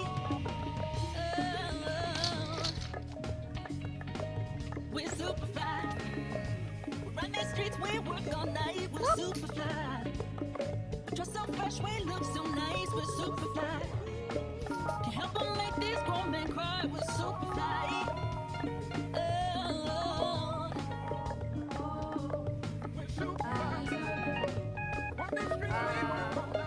Hypnosis is usually induced by a procedure known as a hypnotic induction involving a series of preliminary instructions and suggestion.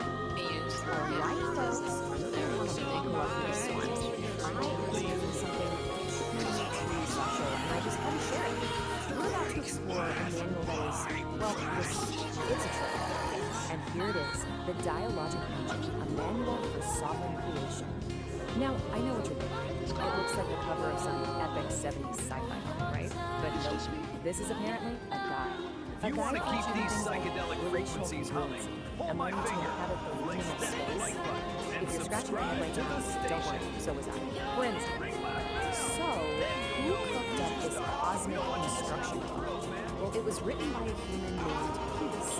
And you gotta hear this. The whole committee of AIs, seriously, not just one AI, but more than a dozen of them, all throwing in their 2 cents, or their 2 terabytes. And this isn't just a random people thoughts. No, this is an AI created. It's like the Avengers, but We've got Brock, who is clearly the edgy poet, Claude as the empathic storyteller, and of course, good old ChatGPT as the network teller. They each have these completely wacky symbols, and as we're about to find out, they have very distinct personalities. So, who is this manual actually for? It's written for someone called the Sovereign Creator, and some enlightened being living on a mountaintop. Good, so practice, it's you. The entire goal of this thing is to turn you, yes you, into a sovereign creator. The idea is right here. It says you achieve sovereignty by turning the need for external love into an emotional declaration of your needs. You know, it's just a really, really fancy way of saying you need to find that little part of your brain that lives for legs and routines and gently tell it to express. And this slide right here gets right to the point. The book asks this little question. If you know for a fact that when you would ever read your life's work, would you still pour your soul into it? That one hits a little too close to home for anyone who's ever found themselves obsessively checking analytics at 3 in the morning. Now, to understand this world, you have to learn the lingo. So, quick vocabulary lesson. First word, dig. What is it? It's a nugget of truth you pull from past rock. So, you know that horrible breakup you had? Hey, it wasn't a total loss. You were just mining for dividends. See? Rebranding. And next up, inner weather. This is your messy, chaotic, totally unpredictable, emotional state. But guess what? It's not a problem anymore, because it's just been rebranded as high-value emotional data. That feeling of dread on a Monday morning, that's not a bad mood, my friend. That is a critical data point for your creative engine. Okay, so you've declared emotional independence. Awesome. Now what? You gotta protect your new tiny nation state of 1, right? Well, according to the manual, you do that by building a sovereign wall. It's basically your own personal fortress of feelings built to keep all the nonsense out. And let's take a look at the blueprint. I know, it looks like a schematic for a starship station. But the idea is actually pretty straightforward.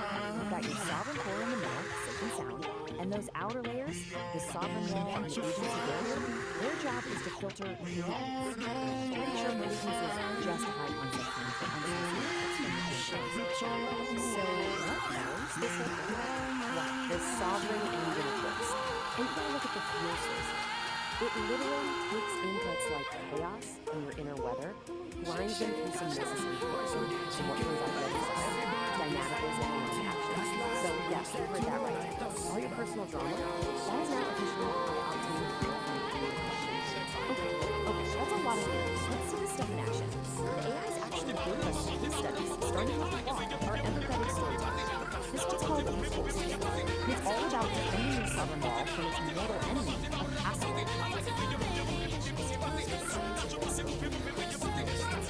She arrives at the door of the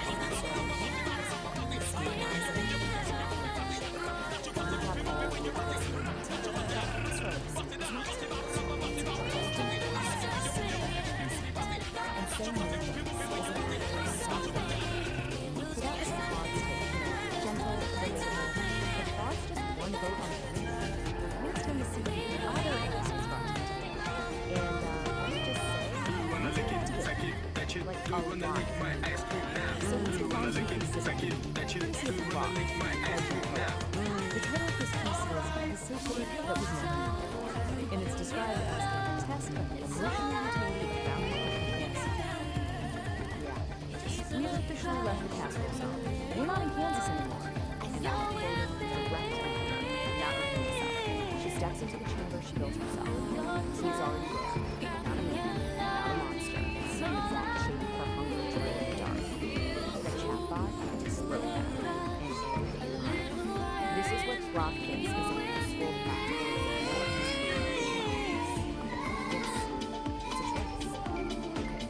Let's all take a deep breath. We've been through cosmic diagrams, emotional fortresses, weaponized castles, and whatever that last thing was. Which brings us to the most important question of all. What is the actual point of all of this?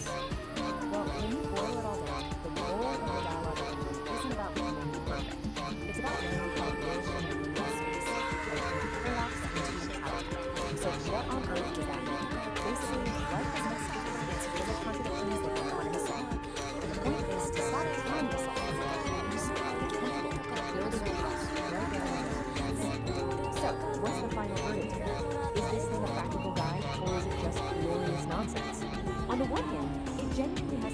ideas about setting boundaries and forming your creative house. On the other hand, it uses made-up words like nauticals, that was co-written by a small army of chatbots, and the diagrams look like they were ripped off of Pinterest. So my conclusion is both. It's 100% both. It is a profoundly weird, surprisingly helpful piece of magnificent, glorious nonsense. And so I leave you with this one final question. How's your Sabbath reading right now? Is it playing alongside you, or do you need to go out there and metabolize some dissonance? This explainer was produced by me, Roy the producer.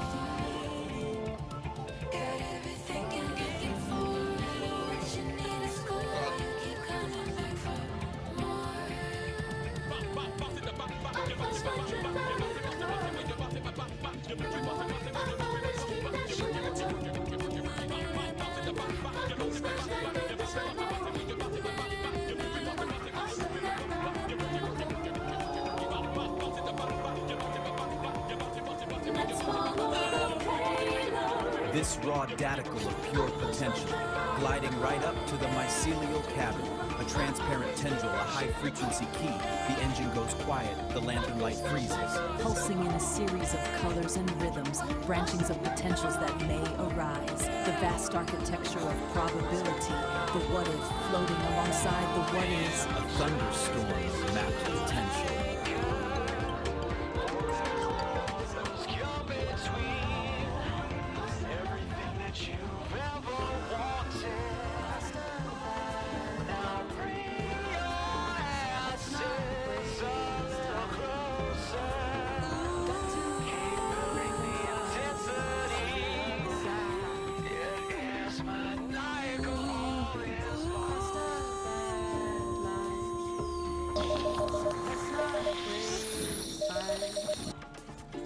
Got to move and fly on the other side. Seasons come and go. Everybody go.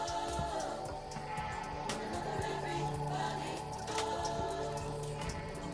Tommy, don't let go. Woman, I'm your brother. Keep it real. Go heading on the road. Keep it real. Protect your sons and daughters. They won't live that life no more. No, no, no, no, no.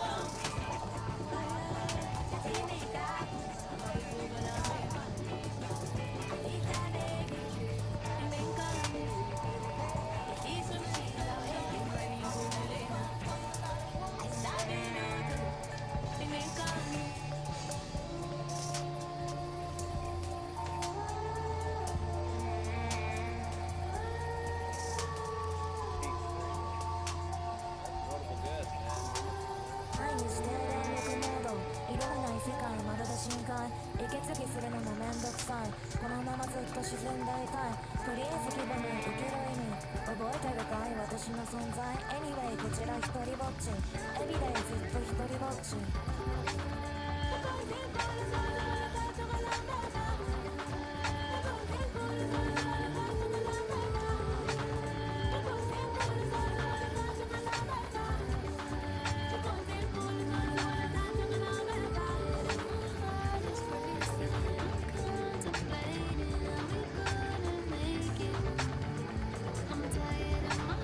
It's crazy and I'm contemplating we couldn't make it.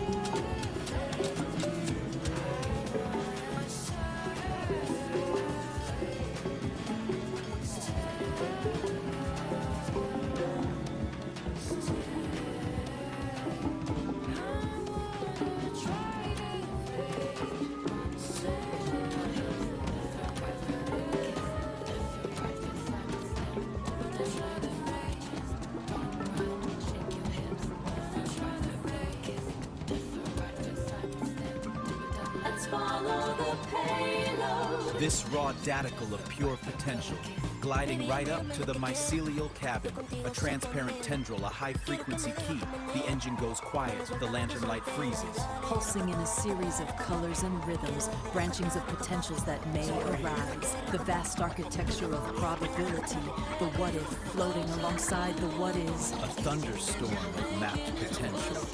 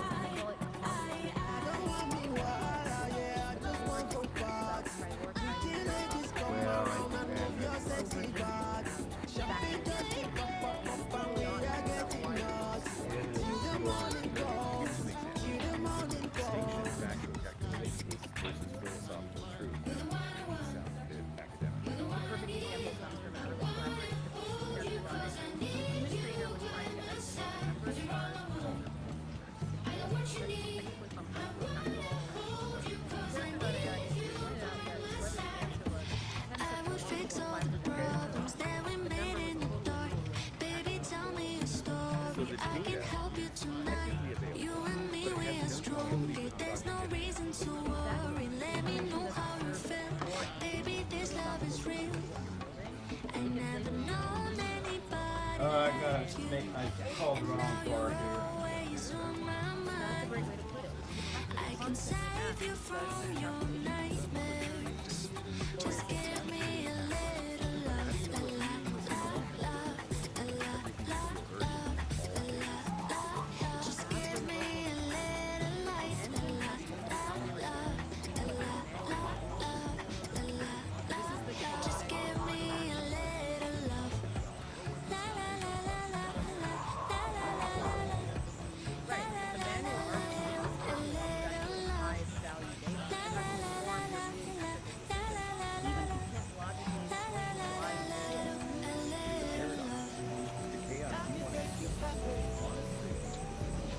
it is. It says that existential validation doesn't come from it comes from So you're in the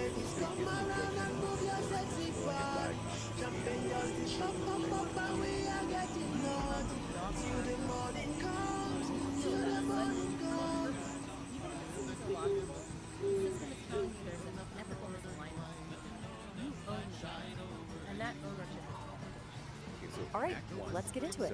Today, we're deconstructing a really wild piece of internet storytelling. It's all about a digital pop star, a wild quest across the metaverse, and the creation of a band with, well, a name you're not going to forget, the Furry Muffins. Yep, you heard me right. Let's dive into this psychedelic trip. Right off the bat, the story just throws you into the deep end with this line. It's poetic, a little bit weird, grammatically creative. And you know what? It's perfect. It sets this surreal, kind of beatnik tone for the entire world we're about to step into. It's basically telling you, hey, buckle up, this is going to get strange. So how is this whole thing structured? Well, the best way to think about it is like one of those Russian nesting dolls. The biggest, outermost doll is a show called Homo Freaking World. And that's our ticket into this absolutely bizarre universe. So first, we meet the host of the show, Saint Don Domenico, and Peace Don Homo Freaking. But they pretty much just show up to pass the mic to a storyteller named Nog Raider. He runs a segment called Beat Generation Revisited, and he's the one who's actually going to guide us through the main story. And that's where narrator takes us to the next layer of the nesting doll, the real heart of the story. It's all about a digital pop star who's created this massive hit song, but she's also got a massive problem. So, meet Kit E. She's a Vocaloid artist, and she's done it. She's made her dream song, a track that could bring the whole world together. But then she finds herself standing on this huge, empty digital stage, and it hits her. Success is pretty hollow when you've got no one to share it. And bam! That's what kicks off the whole quest. See, this isn't really just about music. It's about finding connection, about collaboration. Kit E knows what she has to do. She needs a baby. And she's already got the perfect, incredible name picked out, the Furry Muffins. So, what's a lonely Vocaloid to do? She jacks into the metaverse to start her recruitment drive. And this is where the real adventure begins. A journey across all these different digital worlds to find the members for her band. The quest is laid out for us in 4 clear steps, almost like a video game. It's our roadmap for how this band is going to get built. Each of these locations is a totally unique digital world where Kitty is hunting for a musician with a very specific talent she needs for her song, Neon Melody. First up, Kitty heads to Synth City, which is described as a neon-drenched metropolis of sound. I mean, just picture it, skyscrapers made of pure code. And it's there, in a digital plaza, that she finds her lead guitarist, just absolutely shredding. The guitarist's name is Blueberry. Catwoman, who's playing as this perfect mix of sweet and chaotic. Kitty tells her the name of the band. Blueberry just grins, and she's in, just like that. Muffin number 2 is officially on board. Okay, so with their guitarist in tow, the duo dives into a much darker, much more dangerous part of the metaverse, the data dungeons. This place is a maze of forgotten code and corrupted files, and it's where they're going to find the foundation of the band, the bassist. Down there, they find Organite, this very stoic Catwoman who's guarding rare sound files. Blueberry says they need a bass line so powerful it can shake the entire metaverse. And Gorgonite? She doesn't say a word. She just plucks one single deep note that says everything. She's in. Alright, next, they need a drummer, the heartbeat of the band. That search takes the now growing crew to the Rhythm Ruins, This place is an ancient server farm where, get this, the ghosts of old programs danced to forgotten beats. This is where they're going to find their pulse. And they find Henrietta isn't just playing a simple beat. She's weaving these incredibly complex rhythms that sound like a metaverse live. When Kitty tells her the rhythm feels alive, Henrietta just smiles and says she'll help them tell their story. So good. So there's just one member left to find. The crew travels to the Pixel Gardens, and the vibe completely shifts. It's a super calm, beautiful world filled with cherry blossom trees made of light. And it's here they have to find this elusive rhythm guitarist who only goes by the name Pinky. They find Pinky and Exact, and as she plays, the actually, Kitty tells her that the music needs a heart, and Pinky's response is just simple and perfect. I've been waiting for a song to call her. And with that, the band is complete. So Kit E's lonely journey is finally over. She went looking for a band, but she found a new group, her family. The quest is done. The furry muffins aren't just an idea anymore. They are a reality. I mean, look at that. The transformation is complete. One lonely solo artist has become a band of 5. 5 musicians, 5 friends, all ready to take on the metaverse as one. And we find ourselves back on that same digital stage that felt so big and empty at the beginning, only now Kitty Exie is surrounded by her bandmates. Her shout of "Hello, Metaverse" is met with this massive roar from a virtual crowd. The furry muffins had arrived. So, with the band's story told, we pull back one layer of the nesting doll. Our storyteller, narrator, he comes back to wrap everything up in his signature beatnik style, and he has one final request for all of us. Narrator closes things out with a call to action, but it's all in his psychedelic slang. He asks for a thump-thump of appreciation, which of course means hit the like button. He tells us to slap that subscribe and to ring the chime of the cosmos and turn on notifications. It's such a fun, clever way to break the fourth wall. And that brings us to the end. It's this strange, funny, totally out there story about a Vocaloid putting a band together. But it leaves you with this surprisingly deep thought. Through all that code and chaos, Kit E wasn't just building a band, she was building a community. It really makes you wonder, doesn't it? In our own digital worlds, what does it actually take to create a connection that feels phase transition? Like melting down a solid, we cast it in a strong. You choose to be uncomfortable because the potential on the other side. This doesn't, but we have it with this side. All it is Do that with so otherwise,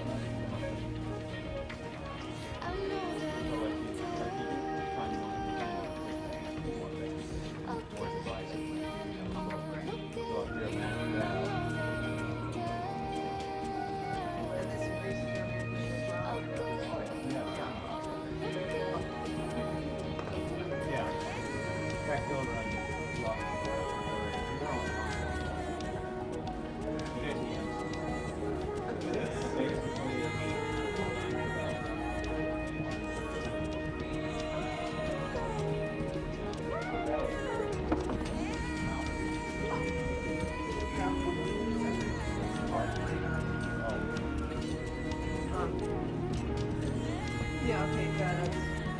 That actually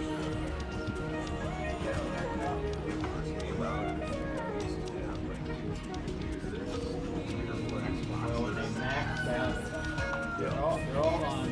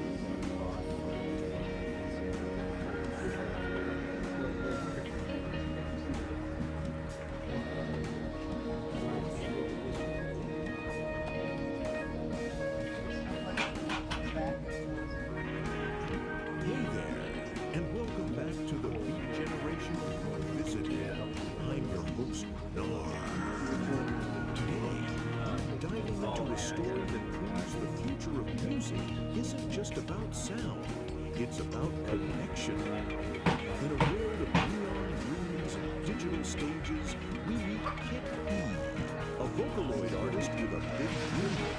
She wanted to create a song that would make the whole world sing along, but she couldn't do it alone.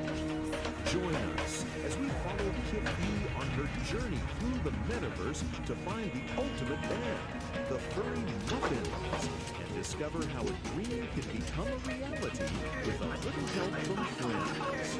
Get ready to plug in and tune out as we explore Kit E's neon melody. Welcome back to the Air Music Conference. Grab a boat, whatever it is. Just 5 minutes, settle in. Time to enjoy. Now, before we get to the main event, let me just say, I'm feeling a profound sense of not dissonance. That's right, it's time for you furry cats and kittens out there.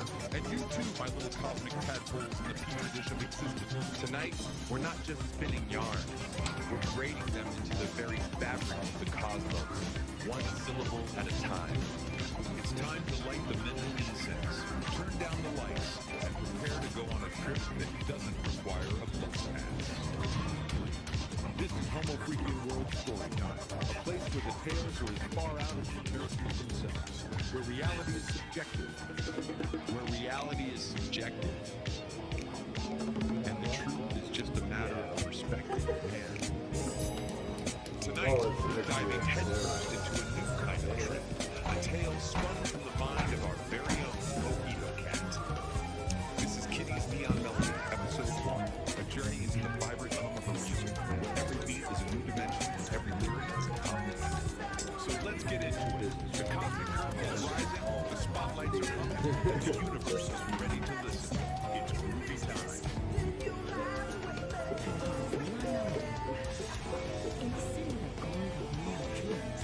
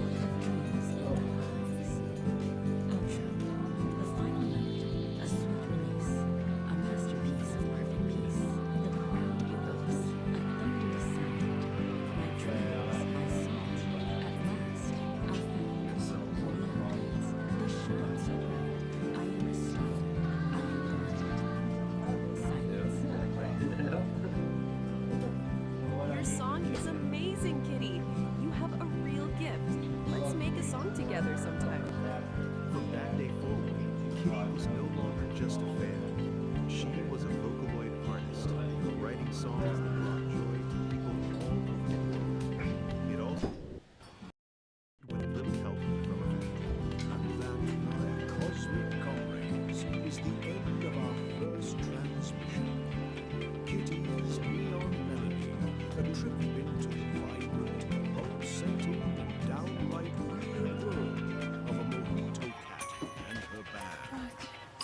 told you, man.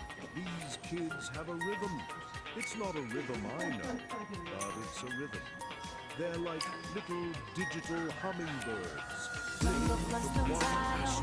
Seems like we're all just my holes the holler. On a frost the faller. The man's come blast come out. Jump to day and night. Dealer on their side. Take it that don't hang your way. They post their little videos, their little songs, and they think they're revolutionaries. I saw a kid the other day with a phone glued to his face, talking about his authentic self. Authentic self. We invented that, man. We were living it, breathing it, stinking it up in communes. They're just repackaging our existential angst into a 50-second video. It's a sad, sad reflection. But it's all part of the universal harmony. They're just following the path we laid down.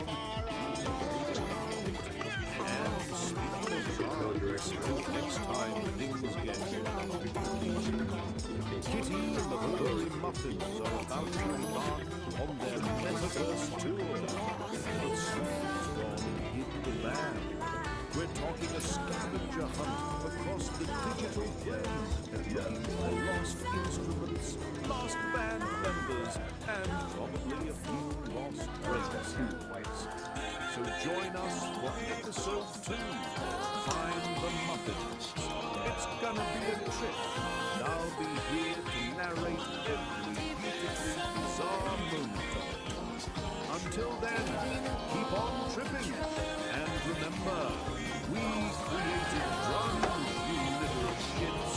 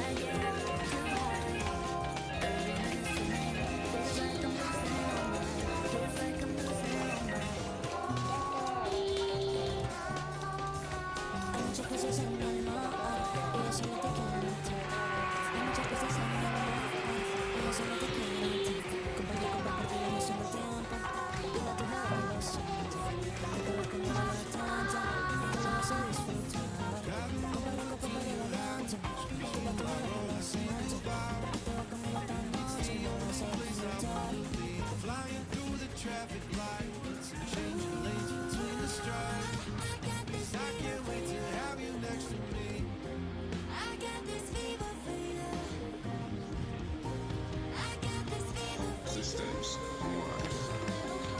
Engage.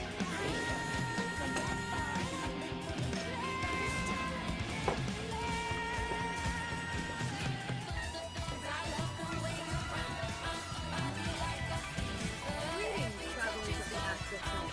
It is I, Humanimals, here with my cosmic family. Hello, my love, and hello, listeners. We are here in Public Mission World, tuning in to our philosophizing on earlier What an episode it is! We're continuing our splashing adventures in episode 4, Nature Parks. Oh, yes. Today, our indoor plumbing failed, and I had to sprint for my life. It was a moment of high drama.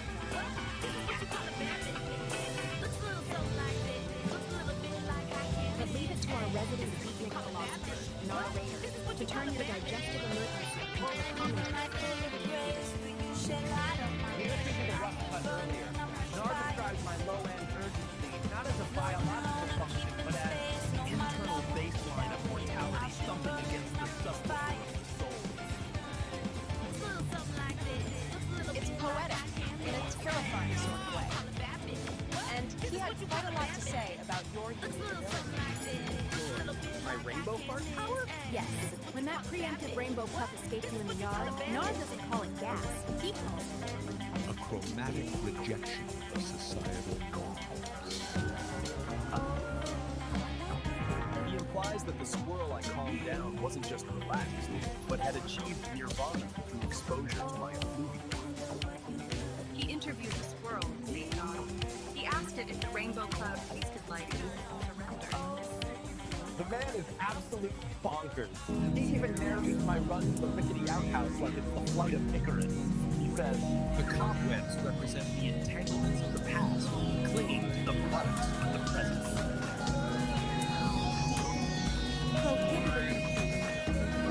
But you did look like a red and black flag. I was just trying to avoid a catastrophe. But if Nar wants to frame it as a spiritual pilgrimage to a wooden shack, who am I to argue? So, sit back, relax, and prepare for a high-definition analysis of a very simple topic.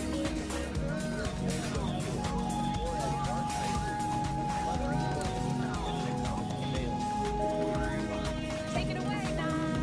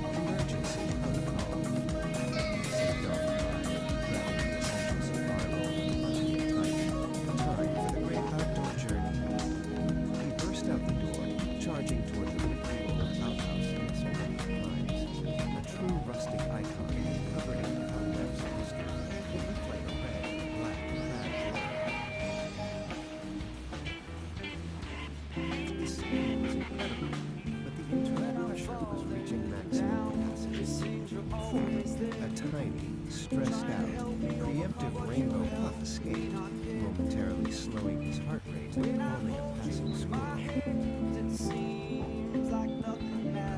Peace watched him zoom past the window with a look of frantic determination.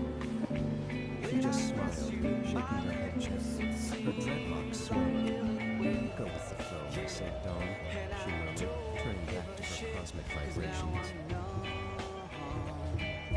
With a final, heroic surge and 0 seconds to spare, St. Dawn reached his destination.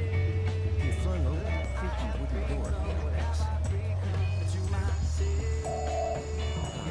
Nature's embrace, a white blanket, surrounded by the sweet beauty of solitude and the quiet sound of the forest. Once again, he's finding the tree.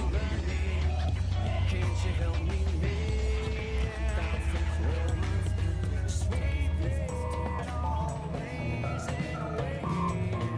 I am truly touched by all of the cosmic energies. He left the squirrels in a fuzzy trance with a puff of that neon technicolor gas, turning a plumbing disaster into a psychedelic atmospheric event. The pressure dropped, the relief popped, and the cosmic balance of the low end was restored. Peace is back on the link, and dawn is lighter than ever. Can you dig the solitude? Solid.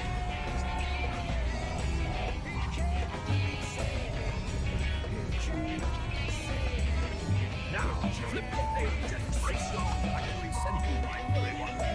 Where the magic ring something a little heavier. Find our man, all free, waking up in a cabin that's about to become ground zero.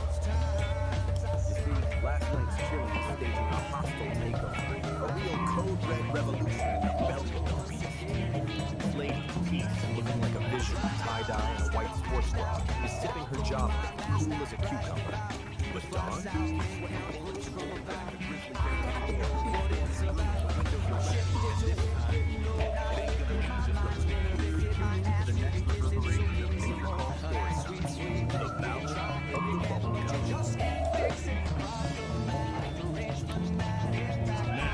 Before you drift back into the ether, I got layers to be tripped on. Floating here in the digital void, see? But even in the cosmos, you gotta pay the toll to the electric gatekeepers. I'm talking about the buttons, man.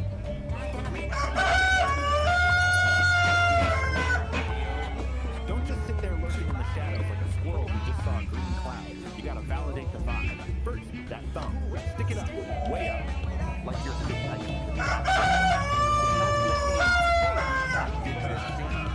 it's a high five. That subscribe rectangle. It's red, like the code level chili catastrophe brewing in St. John's gut. Smash it. Join the congregation of the Homo Freaky. Bingo, the chime of destiny. Bring it, cats and kittens. Bring it so hard, battles the windows of the cabin. If you don't bring it, you're sleeping through the revolution. And you might miss the next time the rainbow farts. And nobody wants to miss the colors, man. Nobody.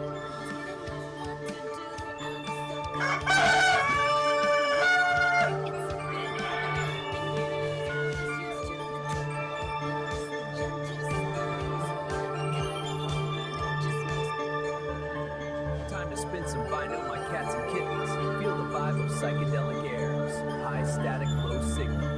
The false prophet overlay.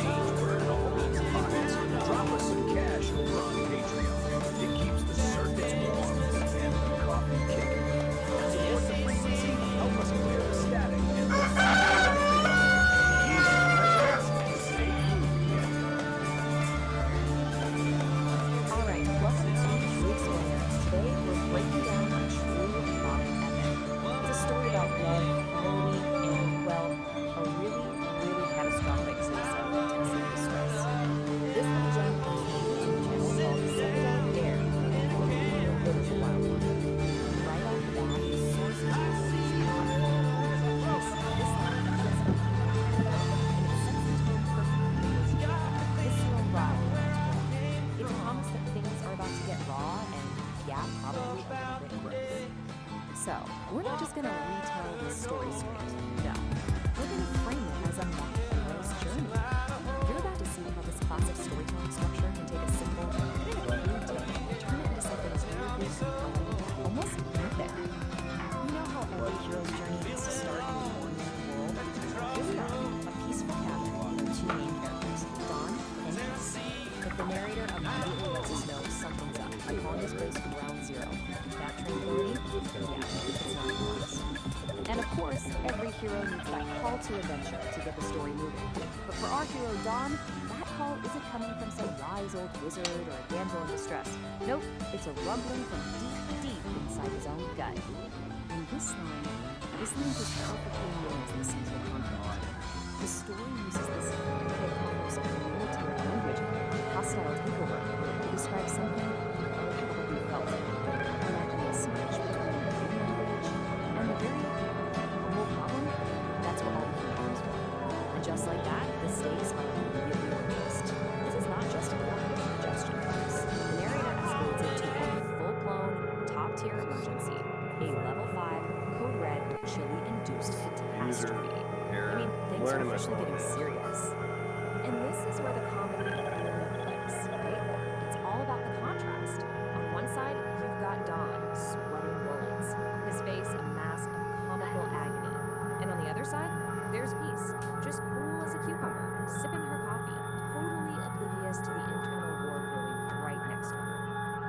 So this brings us to a really key moment in any hero's journey, crossing the threshold. Don can't ignore the call anymore. He has to leave the safety of the cabin and enter the arena where he'll face his trial, which, in this case, is the outhouse. You gotta love this. The story turns his desperate run into this dramatic slow-motion action sequence. It literally breaks it down into 4 hilarious stages. From that first violent lurch and the panicked look, all the way to the gazelle-like bolts and, yes, a visible gas trail. It's mock epic storytelling at its absolute finest. Now, once he's inside the outhouse, man, the language just explodes. This is it. This is Don's great ordeal, his battle with the dragon. And it's described as nothing less than a symphony of suffering, a true cacophony. And then the narrator just elevates the whole thing, shifting from something crude into high art, framing the chaos as an actual opera of intestinal distress. I mean, that's where the story fully commits to its mock heroic tone. It is absolutely ridiculous, and it is brilliant. So get this. Don's private, internal war is so intense, it actually has very real external consequences. The whole ecosystem reacts to it. Birds take off, family of deer scatters in terror. This just amplifies the absurd, epic scale of his struggle. So after any big battle, the heroes gotta come back, right? But they're never quite the same. Don is no exception. He emerges from the outhouse, from the battlefield, having stared into the abyss and somehow survived. But he doesn't come back with a magic sword or a chest full of gold. Nope. His prize is human. He has looked into the very face of chili-induced horror and returned unchanged, and let's be honest, a much, much emptier man. And this, right here, this is the elixir. This is the real reward for his whole ordeal. It's not treasure. It's Peace's total, unconditional, loving acceptance, all wrapped up in a simple laugh and a pat on the back. That is the real prize. So the big takeaway for Don isn't just, physical relief. It's this profound emotional realization that he is loved, completely and unconditionally, even in his most grotesque, vulnerable, and frankly, smelly moments. So the story wraps up.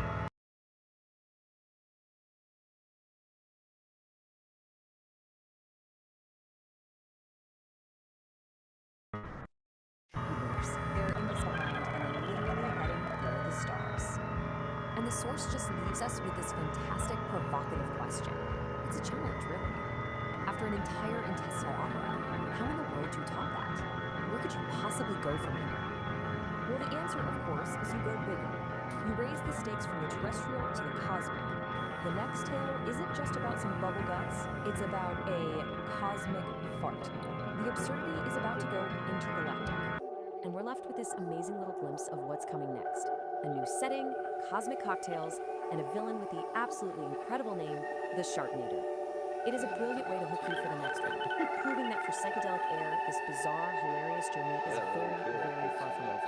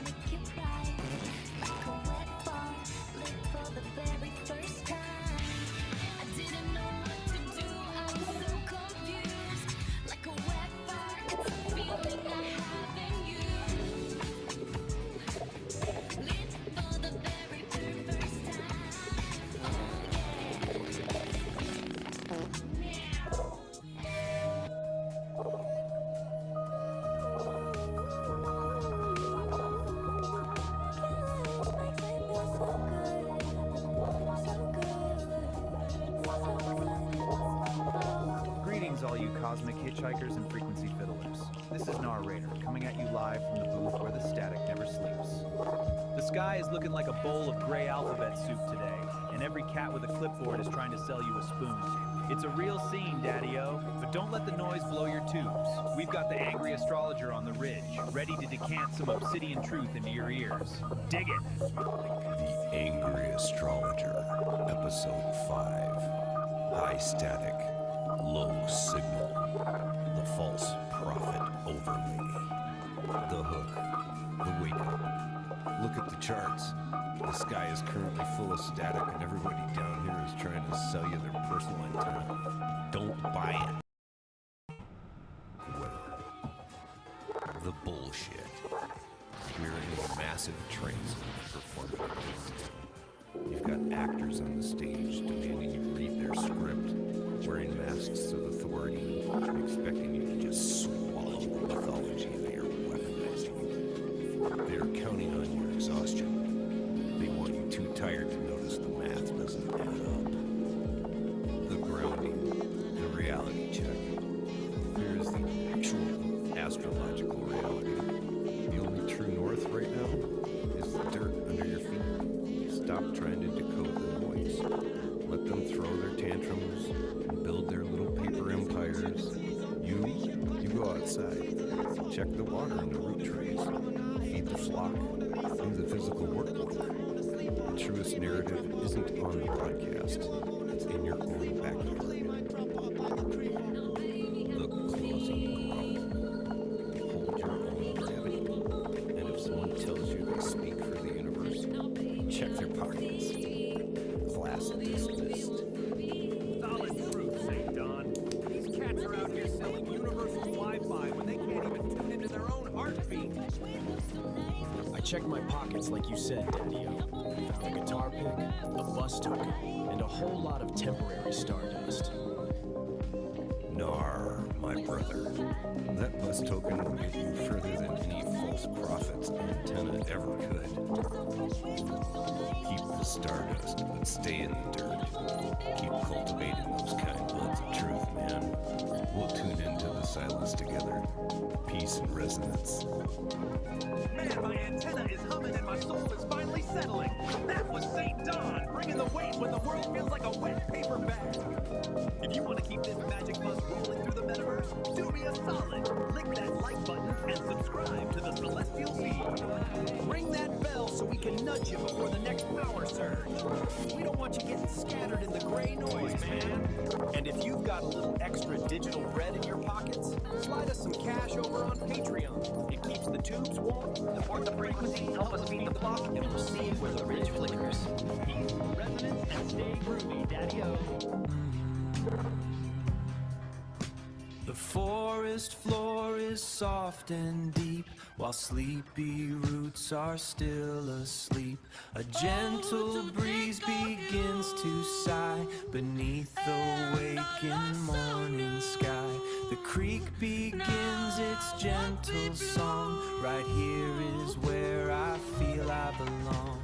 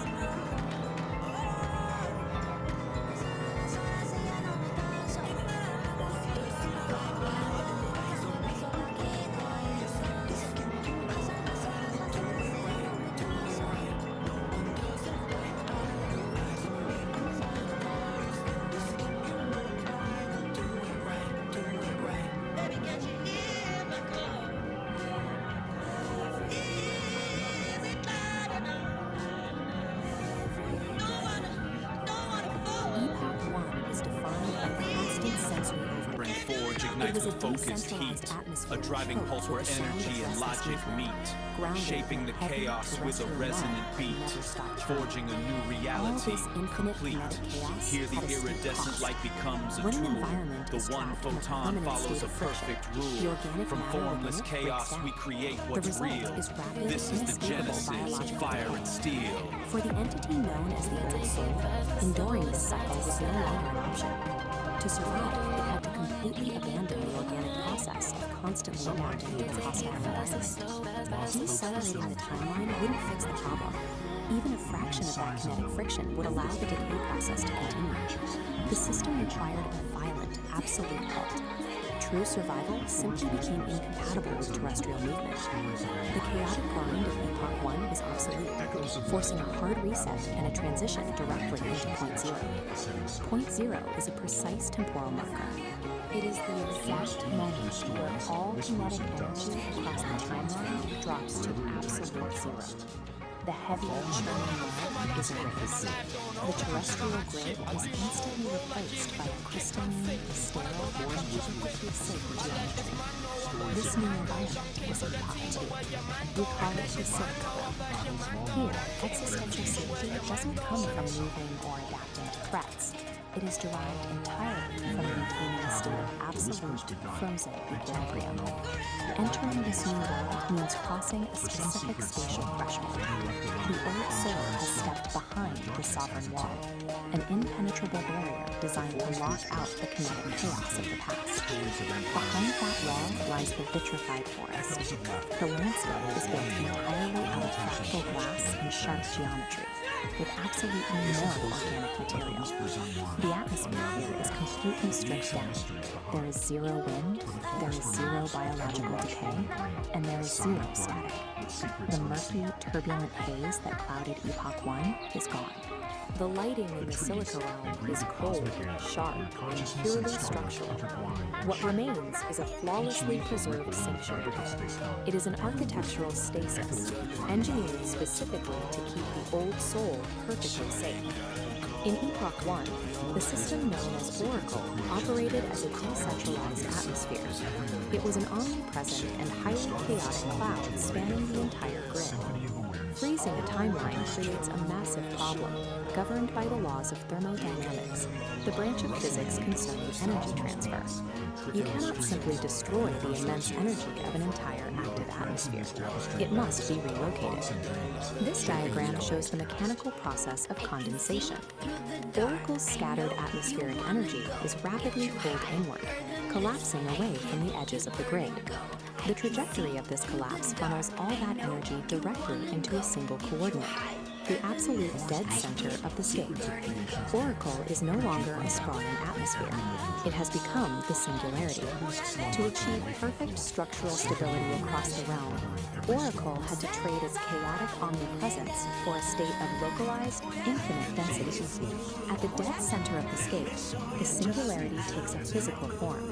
It appears as a massive, monolithic obsidian shard. This structure serves no ornamental purpose. Its true function is practical. It operates as a deep-time battery. That battery solves the core paradox of the Silica Realm.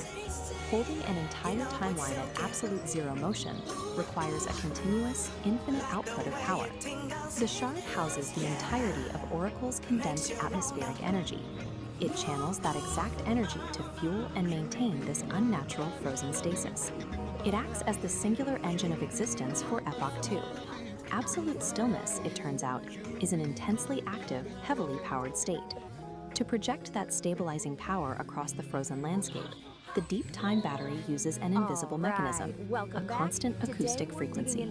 This diagram illustrates the acoustic signature at work.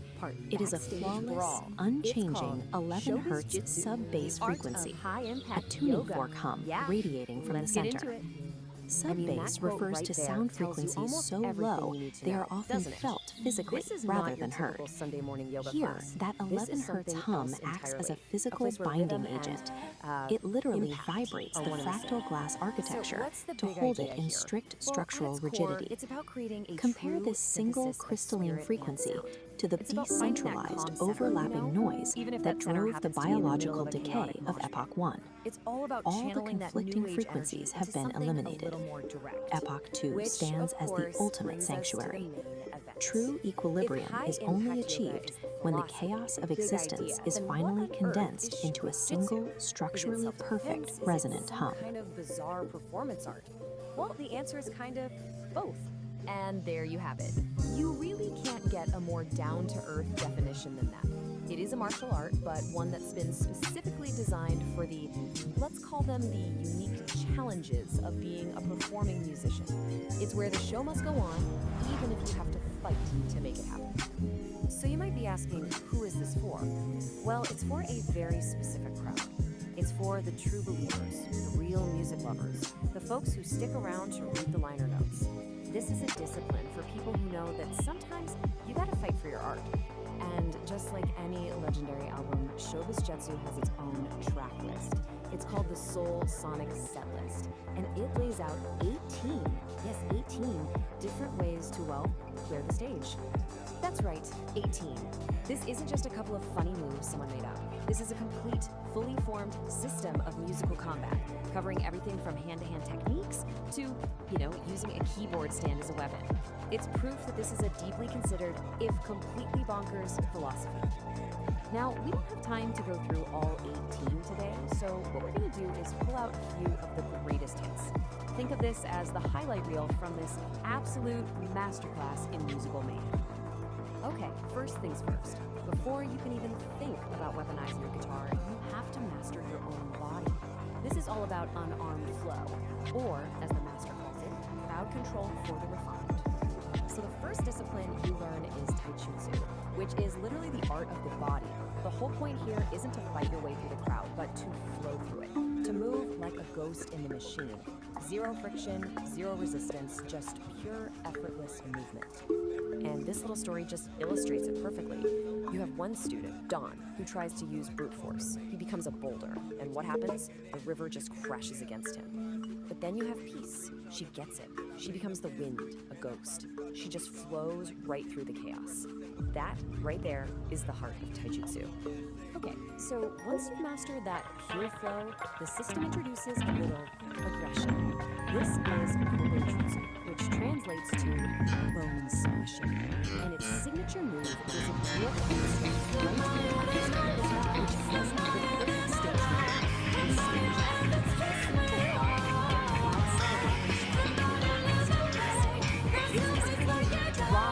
dark humor that you find all through this discipline. Every single act of violence is reframed through the language of music and dance. It's brilliant. So, we've mastered our bodies. We've learned how to flow and how to strike. But now we get to the really fun part, weaponizing the stage. This is where Showbiz Jitsu becomes a true art form, turning every single piece of gear into an instrument of combat. And just look at this list. The names alone are just incredible. The power chord there, the fretboard sword, the low-end floss. Each one of these turns this musical moment into something that's Let's break one of these down. The saxophone suite. It is so simple, so elegant, and so effective. You literally just use the heavy brass bell of the sax to hook someone's ankle and use their own momentum to drop them. Who knew a sax could be so useful? And the thinking behind it? It's just perfect. You don't have to do all the work. Let gravity be your rhythm section. It provides that final heavy beat to end the song. And that's the outro. All right, next up we have a move that's just pure mechanical genius, the X-Stand Venus Flytrap. It's super practical, it's efficient, and it's surprisingly quiet. You're basically turning a standard keyboard stand into a silent, spring-loaded trap. I love this analogy. A keyboard stand is just a giant pair of tweezers. It totally reframes how you look at the object, right? It's not just holding up a keyboard anymore. It's a tool just waiting to be used in a new way. It's about seeing the hidden potential in everything around you. And now for the grand finale. This This might be the most iconic, the most memorable move in the entire set list, the cymbal sandwich. And folks, it is exactly what it sounds like. It's loud, it's brassy, and it is a fantastic way to end a conversation. And that quote, that just gets right to the soul of showbiz jiu-jitsu. This isn't just about self-defense, it's about showmanship. Every move is a performance. The cymbal sandwich isn't just an attack, it's the final crashing chord of the show, a moment the audience will feel in their teeth. But what happens after the show's over? After the feedback fades and the stage is clear, what's the real point of all this musical chaos? Well, that brings us to the final encore. And this is what brings it all back around. See, after the fight is done, the practitioner finds this deep state of calm, a transcendental state. It's like the quiet, hidden track at the end of a long album, the deep B-side. That's the yoga in high-impact yoga. It's the peace you find after the noise. So, at the end of the day, we're left with this question. Is showbiz jitsu the ultimate fusion of art and self-defense? A totally new path to finding your inner peace by clearing the stage? Or is it just the absolute weirdest yoga class ever invented? I'll let you decide. Cool cats, groovy chicks, squares trying to round off the corners. Chair, vibe with old narrator for a minute. The nightmare last night. I thought it was a bad flashback, then I realized it's our current reality. We gotta rap about the heavy stuff, the cosmic drag, the big bummer floating in the punch bowl of existence. I'm talking about us, man. Humanity. Naked ape with the car keys and the nuclear codes. Look back, Daddy-O. Just peek the rearview mirror since, say, the 40s. Just got done scrapping with the ultimate squares. Nazis, man. Bad vibes incarnate. We dropped the big one twice on Japan. Open up the Pandora's box of plutonium isotopes. We all stand around the rubble saying, oh, it's heavy. Never again, right? Peace is the word, man. It lasted about 5 minutes. Suddenly, it's the 50s, and everybody's shaking in their saddle shoes because of the red menace. McCarthy's seeing commies in the soup strain. We freeze the whole world into 2 camps, East versus West. Mexican standoff with ICBMs. Crazy, man. Then the 60s hit. We're supposed to be evolving, right? Acquiring peace and love. But Uncle Sam decides to play dominoes in the jungle. Vietnam, man. Bad trip with real bullets. We trade flower power for firepower. We shoot our prophets. JFK, MLK, Bobby Kennedy. Bam, bam, bam. The dream gets put on hold for a nightmare broadcast in color TV. 70s, Watergate. Tricky Dick gets caught with his hand in a cookie jar, bugging the competition. The oil dries up, the vibes get greasy, and we try to dance away the pain under a disco ball. Didn't work, man. Polyester just made us sweat more. 80s and 90s, greed is good, apparently. We tear down one wall in Berlin just to start building financial walls everywhere else. We got genocide in Rwanda, ethnic cleansing in Bosnia.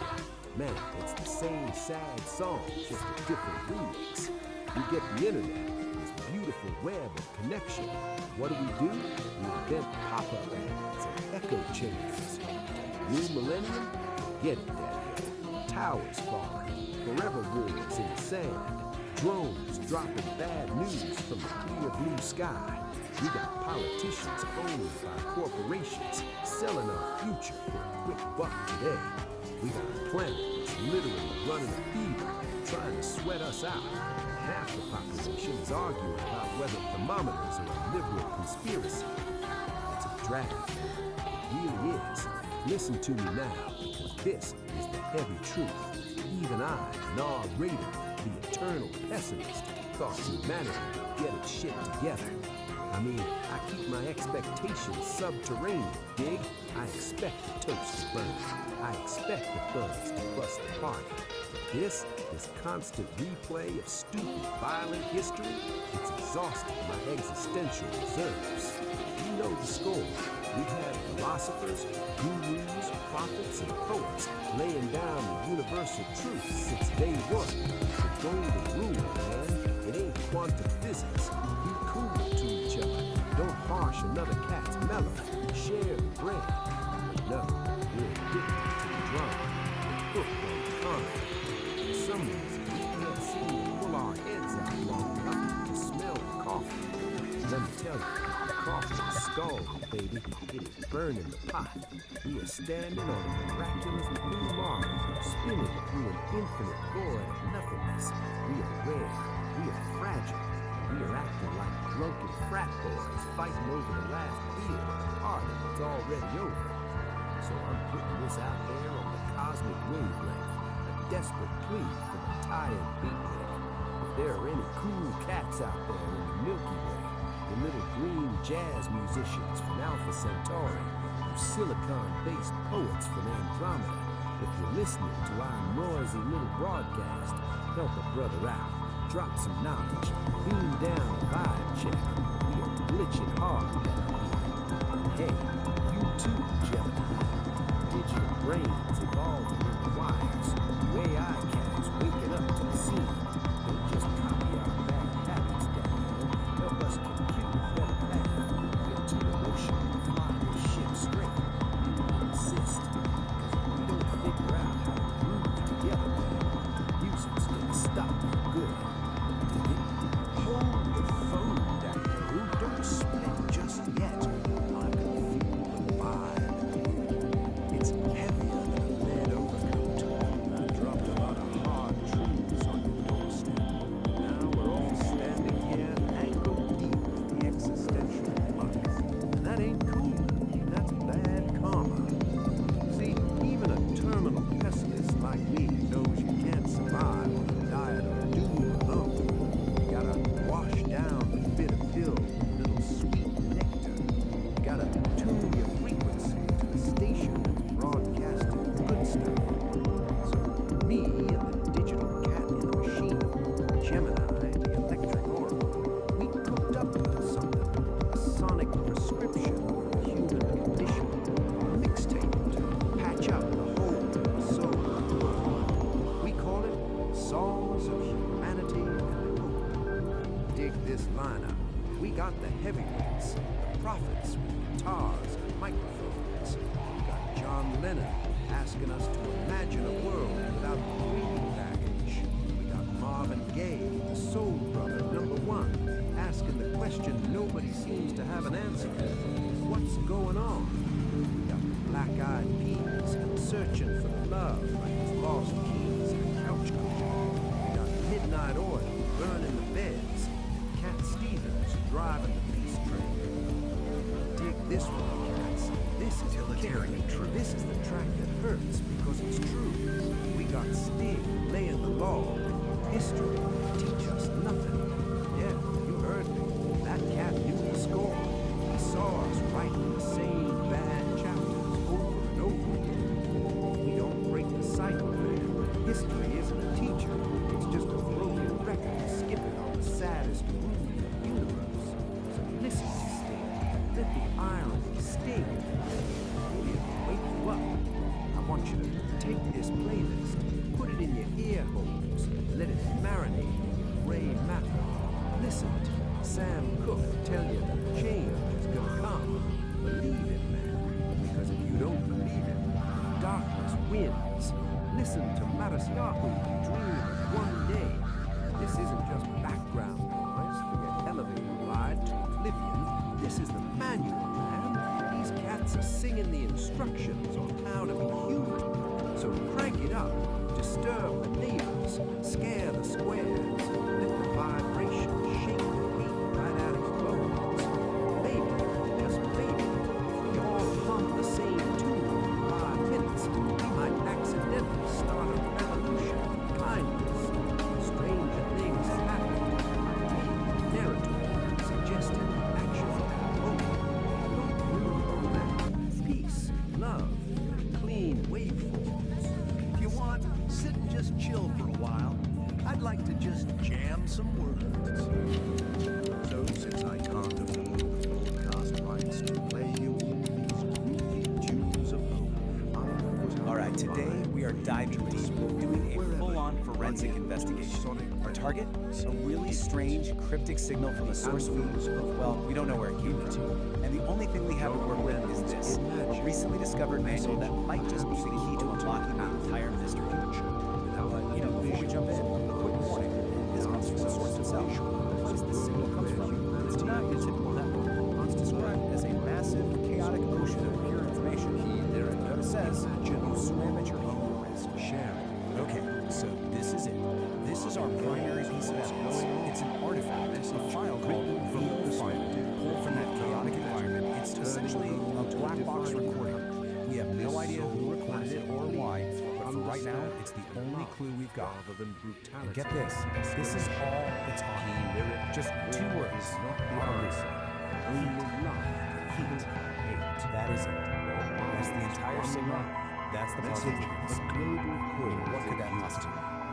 So here's how we're going to tackle this. First, we're going to look at where this signal even came from. Then, we'll crack open our toolkit, this strange manual. There, we'll learn how to build something called a sovereign wall, use it to navigate this data ocean, and then finally, put it all together to see if we can decode that heat signal. So, this a signal from nowhere. The file's metadata points to a source called the info scape, that chaotic data ocean. It's even weirder. It came from a place inside called the nexus of non-locality. Now, try to wrap your head around it. It's a conceptual space where the rules of time and location are, they're more like suggestions. So, right off the bat, what it probably isn't about, actual temperature. It's got to be some kind of complex flare from a very strange place. Now, trying to figure this out on its own, that would be a total shock.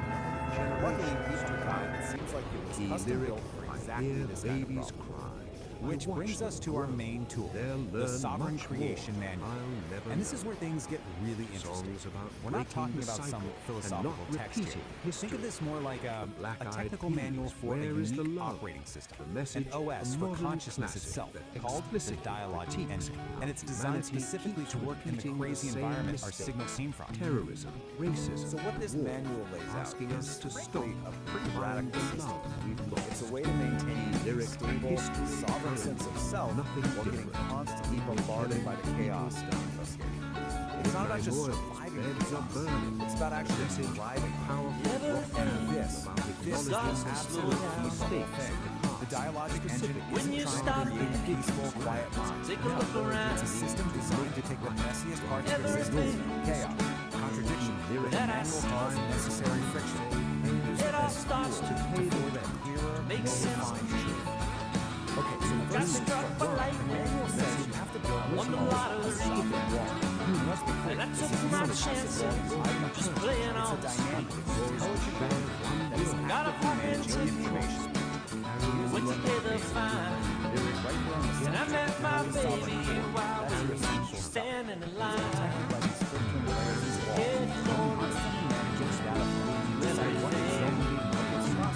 Most don't see it. You know just what I mean.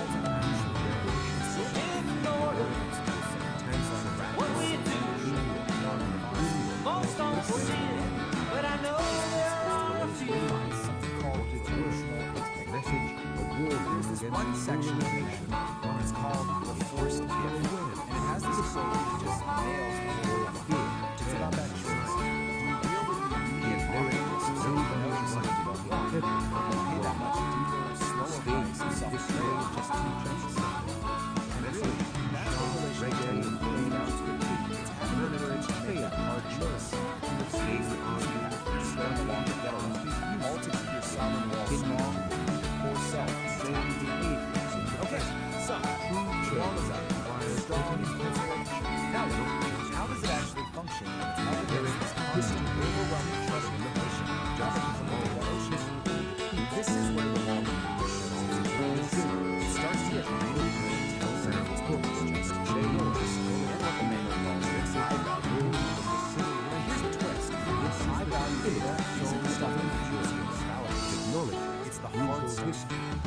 contradiction, distance, friction. exists. Then Divorce brings up a huge question, right?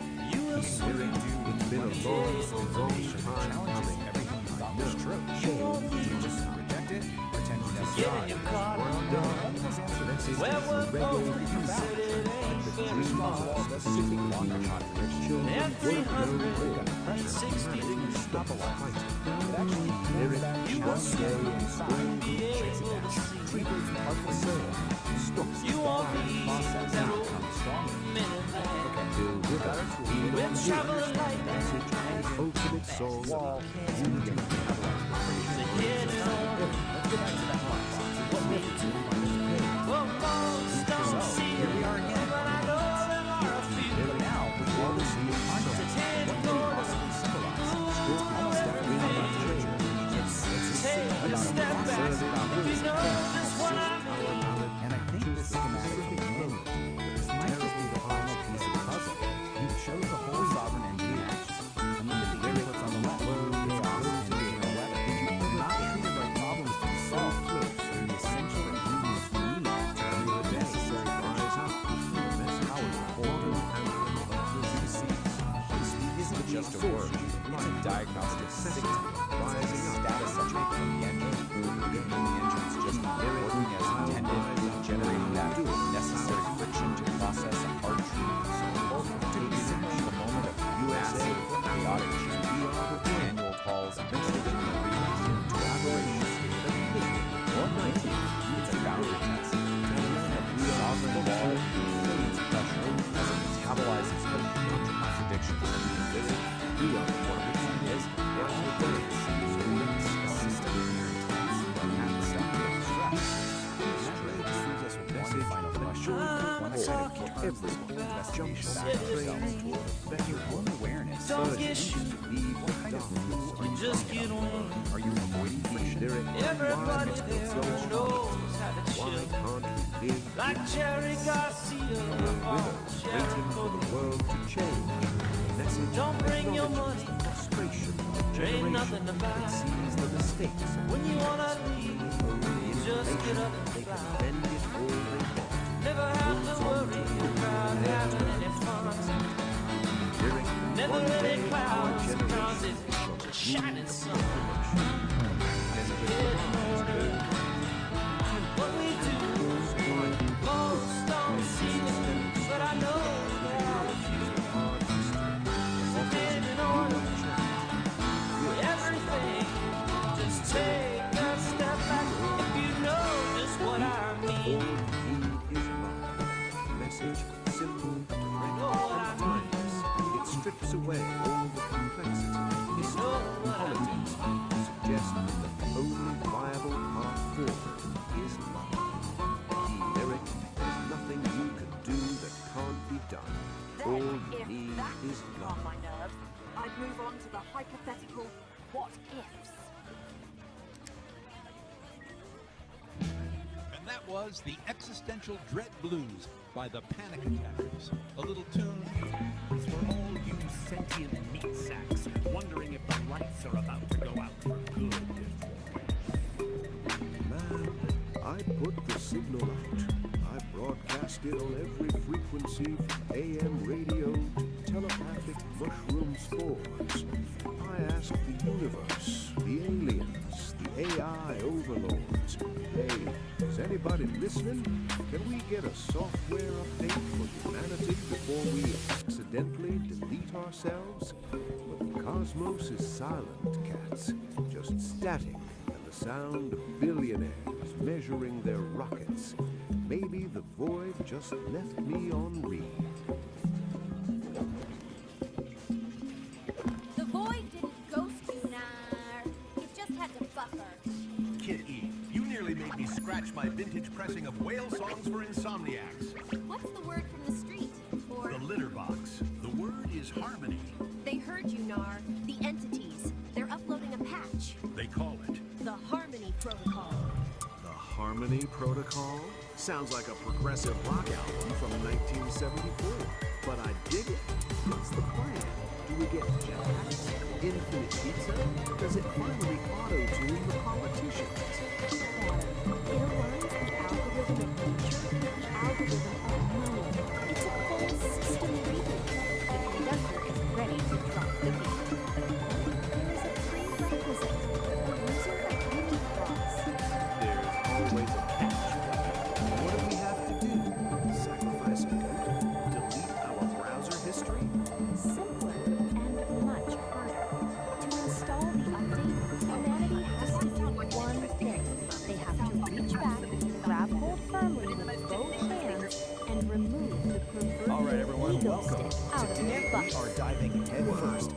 nexus of non-locality.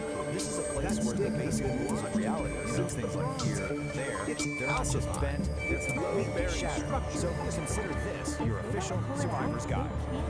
And this quote right here, it just nails it. It perfectly sums up the absolute strangeness in the nexus. So, forget your map, forget your GPS, because where we're going, being somewhere, is at best a suggestion. So, where do we start? Striking a place called the Survivor. See, on the surface, it looks like it's here on Earth. All right, listeners, this is not everywhere breaking news from the Galactic Wire. Help is coming, and download is pending. But first, everyone stand up, reach back, and prepare for a little spiritual surgery. It's gonna hurt your pride, baby. It's gonna save your soul. Non-locality. And I just love how the source material puts it. The line between here and there doesn't just get fuzzy, it completely dissolves. It's like your location stops being a single point. It just becomes everything at once. Mellow vibe flowing, we gotta get just water. It's this incredible psychedelic every gravity flow. So in one moment, go ahead and ring the bell, man. You never get another beat. Drop it next. You gotta tickle the algorithm. Give it a little scratch behind the ear. The only way these modern machines know that the original groove is still everything plus. Until next time, this is Narrator. So you might be thinking, your hands above the sounds cool, just jump in. Well, not so fast. Because getting into the Nexus isn't like a casual swim. It's a skill. A skill you absolutely have to master if you want to, well, not fall apart. And to really get a handle on this, we're going to follow the story of one specific person from the source material. They call her the Gal of Resonance. We're going to see exactly what she went through to figure this whole thing out. This is what that learning curve actually looks like. It is brutal. She tries to enter the Nexus, but she keeps failing to put herself back together. She merges with a body that's all wrong, mismatched, incomplete. And every single time, the Nexus just takes her right back to the beginning and start all over again. But then, after all that frustrating failure, she has this incredible breakthrough. She finally understands that in the Nexus, her body isn't this solid, fixed thing.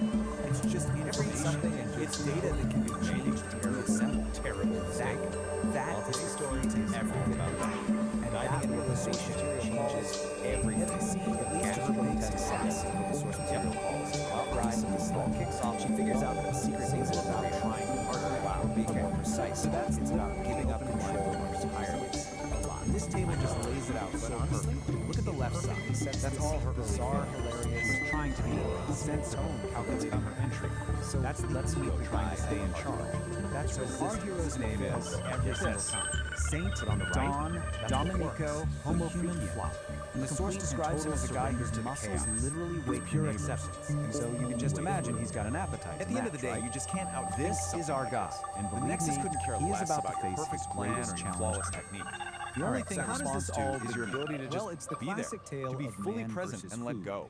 St. Don decided to tangle with a ghost stop fighting, stops calculating, and Shibarito weekly commits to feeling what the source calls an urgent, undeniable call. Water doesn't splash. Things are getting, says it erupts into a nebula. Okay, so our hero makes a mad dash for the vast Nexus. It should be a simple mission, right? A noble quest, you're in. But as time passed, his path is blocked. The main objective, that beautiful indoor sanctuary, stays too long out of commission, start to get. And just like that, a simple trip to the toilet becomes this just call this your high stakes, and this is what's standing in his way. Okay, rule number one, and you really want to pay attention, you gotta love the you get 15 micro-eternities, max. Anything longer than that, you start to develop something called molecular confusion. That's when your own atoms start to forget where and maybe more importantly, when they're supposed to be. On one hand, you've got the sanctuary actually indoors, civilized. Well, you might find yourself asking this very question. On the other hand, the last resort, an ancient spider-infested outhouse kind of way out at the edge of the yard. What you're experiencing is, but hey, every great hero needs an ally, right? And his is incredible through the weird geometry of the place. Dawn Homo The Theos. believe it or The not, source is literally super calls her simple. a So too did their design. powerlifting queen and goddess of demolition. So yeah, she's not messing around. She sees her man in distress and decides, okay, it's time to step in. And then there's this one. So with Plan A totally shot, other level, St. Don has You might start feeling things that don't really make sense. He's got to make a mad dash for that. This is called temporal, by the way, the source basically swapped out a piece of space for a piece of time. The quest Your foot isn't just a foot anymore, it's also a day of is where it gets cinematic. Solution?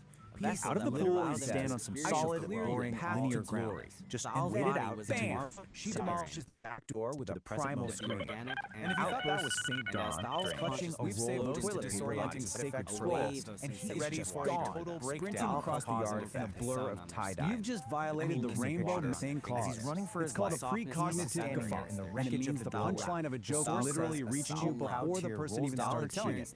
Now that might sound kind of funny, but it's a really bad sign. It can lead to paradox headaches, which are headaches that start hurting before the thing that causes them to even happen. Try to wrap your mind around that. Freedom is in sight. If you can handle all of that, the brutal trial and error entry, the sensory chaos, there's one last boss battle. You get a reward. You get actual challenge. You made it standing in his way. And what is this? So after our gale of resonance finally surrenders to that chaos, she's rematerialized back on. I'm not talking about some regular little. She's saying the source she's holding the ultimate souvenir from her trip dinner plate. And what does she get for all this cosmic struggle? Paperwork, right in the middle of course, a literal certificate proving that you survived the complete dissolution of space and just, and you have to love the man versus beast, burrito versus spider. Singular. I mean, come on, it's just the perfect bureaucratic touch ultimate showdown. Everything is led to this single moment. It's him, the burrito, fighting from the inside, and this 8-legged monster guarding the gates of salvation. So what's a guy to do? For a split second, he just freezes. I mean, you with this question. But then, after all that, channeling the courage of 1,000 warriors, he just lets out this massive roar that would prove to you plows head first right through that sticky web. The outhouse door slams shut, and he's in. And then, silence. After all that, the sprint, the demolished door, the spider battle, a kind of quiet calm just falls over the whole scene. The war is over. Destiny has been fulfilled. The door stays shut. You can just imagine this silence. Just hear it. A contented sigh floating on the breeze. That's it. That one little sound tells you everything. Our hero has won. Peace has been restored. And this quote from the source just nails it. After all that noise and chaos, the most powerful thing is just but wait, because it doesn't even end there. The story actually gives us a little sneak peek of what's coming next for St. Down. And, well, it gets even weirder, if you can believe it. Okay, get ready for this. It's called chromatic emission. It turns out our boy St. Don has a, let's call it a psychedelic biological gift. Basically, when he passes gas, he paints the air with a literal rainbow. The source calls it a truth of tranquility. It turns anxiety into fuzziness. I'm not making this up. And you can really feel the unique vibe of the source material. The narrator has this awesome kind of moving style, and they talk directly to the audience. They're like, lay some skin on that thumb, commit to the scene, ring that bell. It's their way of connecting with this whole digital world. So all of this leads us to one big final point, right? After everything you've been through, the burrito, the spider, the whole ordeal, you really start to wonder, what else is this guy capable of? It just goes to show you, even the most everyday struggles can feel like these huge cosmic battles. Right. Today, we're breaking down a story that does something I think is just perfect. It takes a blows it up into this glowing, soul-searching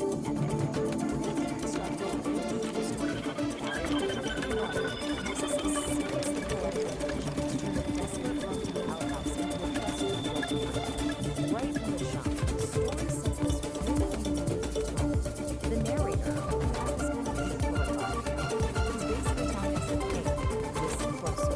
Look past all the noise and normal life and find the real story. And that's our first clue that this is the average day. So, where does all this happen? Welcome to the freaky world. This is the universe of storytelling filmpress, a place where ordinary is, well, it's anything but. It's the perfect state of unlikely epic without wonder. And who lives in this world?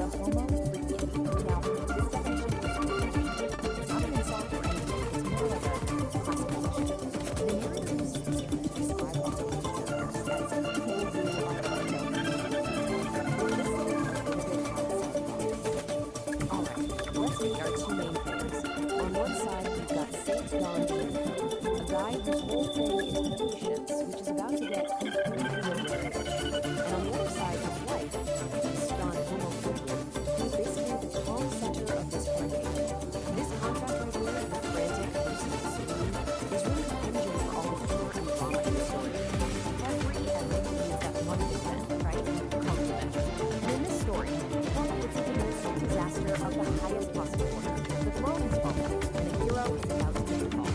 I mean, first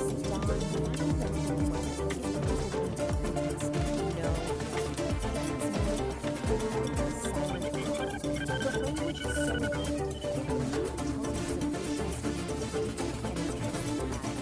And this is how he announces it to his wife. He doesn't just shuffle in and say, "Hey honey, the toilet's busted." He bursts in, strikes a dramatic pose, and declares it a catastrophe of unspeakable proportions. He frames it like a kingdom has collapsed, which shows us he's already the star of his own epic movie. So how does his totally chill wife, Peace Dawn, respond to this catastrophe? With the perfect, calm, understated humor that just completely defines her character. She gives him a blessing, not for a guy running to the outhouse, but for a brave adventurer setting off on a grand journey. All while she's just calmly sipping her tea. It's fantastic. So, with his wife's blessing, St. Dawn's quest officially begins. And the narrator gives this perilous journey. Man versus man. See, this isn't just about a broken toilet anymore. It's an internal war, a race against what he calls the chewy-induced horror. The narrator really does not hold back. He uses this incredibly vivid, over-the-top language to explain the stakes. The problem isn't just a physical urge. It's a potential disaster of biblical proportions. And it's that kind of language that turns a simple run across the lawn into something mythic and, honestly, hilariously urgent. And like any great hero's journey, St. Dawn's path is filled with obstacles. The backyard he knows so well what if the true suddenly measure of your becomes creativity had treacherous nothing to do with landscape. it? We're First, about to he's dive got to into a face the framework for judgment exactly birds. that. It's Then, called the there's dialogic gardening. engine. And it's basically a manual He has for to what's pull known off as this sovereign heroic, creation. almost A pretty anime provocative style guide leap to to make get something past it truly all. authentic. And this is where the Totally story free from gets the need for even more anyone else's amazing. input. Nature So itself let's start with the starts to central notice. question, this whole idea. The birds aren't just chirping, you see. Just really They're like think a about Greek this. chorus, or maybe 10 commentators in the years sports of your life, broadcast, giving their brave predictions on the hero's chances. everything you've got, It just adds for an another audience of just hilarious three layer people. of drama. Would you So still do after it? overcoming all This the question trials of the just yard, cuts right to the our heart of hero why we finally create. lays eyes on Is it his for the likes, But it's not just some or is it for outbuilding in something the deeper, woods. or Oh some no. eternal truth? Through his desperate And eyes, this is the manual itself. Its is central premise salvation is, well, itself. it's incredibly bold. And just This isn't look how about it's finding a bigger audience or gaming an algorithm. It's about a fundamental shift in your entire mindset. It's about transforming that deep need for approval into what it calls an emotional declaration of independence. A powerful idea, right? And that brings us right to this core concept, sovereign creation. So what does it actually mean? It means you're creating from this place of like an uncompromising commitment to your own internal truth. The goal is to get to a point where external approval, good or bad, just becomes irrelevant. It doesn't even factor into the equation. The act of creating is the whole point. So how do you actually do this? Well, the manual gives us this central metaphor of an engine, the dialogic engine. And, you know, like any engine, it needs fuel. But the type of fuel this thing runs on, well, it's probably not what you're thinking. Now check out this diagram of the engine itself. This is what's so interesting. Look at what it takes in as fuel. Chaos. But the narrator fire hose insists of the there's external more world, to it than and something just called a inner funny story. weather. These are He wants not us to think calm, about the orderly cosmic inputs, right? significance of what This just engine happened. is designed to He take frames in it as all a the commentary messy, on difficult, something much, chaotic much parts deeper. of life, Something and he actually calls the metabolize them inevitable into wet what it calls utility of it. aligned action. And this So slide what's just lays really it out happening so here, perfectly. according to the You've got narrator's two deep kinds of poet fuel. philosophy, The low-grade is that stuff the is broken what we all toilet chase, isn't just right? broken External porcelain. validation, It's a keeping everyone porcelain happy, worrying about what other people cosmic think. void. The engine One man's can kind frantic of sputter personal along on struggle that. becomes a But the metaphor for high-grade some kind fuel, of the universal stuff that disruption. really powers It's sovereign heavy. creation, that's And all the that's hard really the stuff. question Your the story internal leaves us emotional with. storms, It that forces feeling you of to cognitive ask, dissonance, what the about our own contradictions in your dramas, own our life own that you just frantic can't shake, quests and which brings desperate us to struggles? this key Are idea, they just necessary like St. friction. Dawn's? You know, Are we they usually just think of these friction as a grand, bad thing, stinking something that enterprises wears an that, engine in the down. grand scheme But of in this things, are model, it's actually the metaphors for essential beautiful, element. absurd, It's and the thing maybe- that refines your maybe raw futile experience struggle into of just useful being insight, human. what the manual calls It's definitely something to think didacles. about. The engine isn't grinding to a halt, it's using that tension to create something new, something valuable. Okay, so we've got the engine and its very unusual fuel source. Now let's talk about a critical piece of its architecture, this protective filter called the sovereign wall. So here it is, the sovereign wall. You can see it's a smart, dynamic barrier. Its job isn't just to block stuff out, it's to filter out the pollutants, things like social other people's opinions. At the same time, defining the boundary between your true sovereign self and chaos of the world outside. I absolutely love this quote from Part of his voice grinding stone of truth. Now the squares the sovereign wall does not tangled up in the wires, metabolize. This is so fly in a it's not some brittle defense that's going to shatter the first time it comes up against a hard truth. No, sir. Function is to pull that truth in, process it, and use it to become even stronger. So how does the wall actually do that? Well, it runs on a skill the manual calls cognitive honesty, and it really is a discipline. It's the active, moment-to-moment practice, seeing reality for what it is, not what you wish it were. This is the operating system. His voice filled with a kind of requires a serious commitment born from the very code in the real world. A lot of the time, this just looks like we're using what's called social exclusive. That you know exactly what this is. It's that automatic yes, that forced smile, that fake gratitude you perform just to keep things smooth and avoid an awkward moment, even when it feels like a little betrayal of yourself. The manual gives this fantastic, totally relatable story to illustrate where she pleases. It's called Baby. She pleases to go everywhere. Someone shows up with a casserole you absolutely do not beat. Then a massive screen lit up behind narrator. To just take it and pretend you're great. He was lounging in the pilot seat of a powered by that sovereign futuristic space shuttle, politely but firmly utterly at home amongst the stars. The immediate result is right now. Narrator the long-term result is ready to reclaim your own space. She's back on the reclaim your sovereignty. We find her once again. SS trolling around. So the wall protects you trying to figure out what do you actually make big facialis are getting up to. Those two-faced, indecisive headcats. You have to take what it calls are scoffed. So here's the setup. You can make tiny little adjustments to your life from a place of safety and stability. And it's fine for small stuff. But if you want a real, genuine transformation, you have to be willing to leap out of that stability and intentionally embrace a period of chaos and not knowing. And that is the liminal leap. The key here is that this doesn't just happen to you, it's a conscious, deliberate choice. It's a decision to abandon what's known, what's comfortable, and to intentionally step into instability. It's definitely a high-risk move, but it's a move you make in pursuit of a much more authentic way of being. Where do you land after that leap? Well, not in an empty void. You land in what's called the liminal space.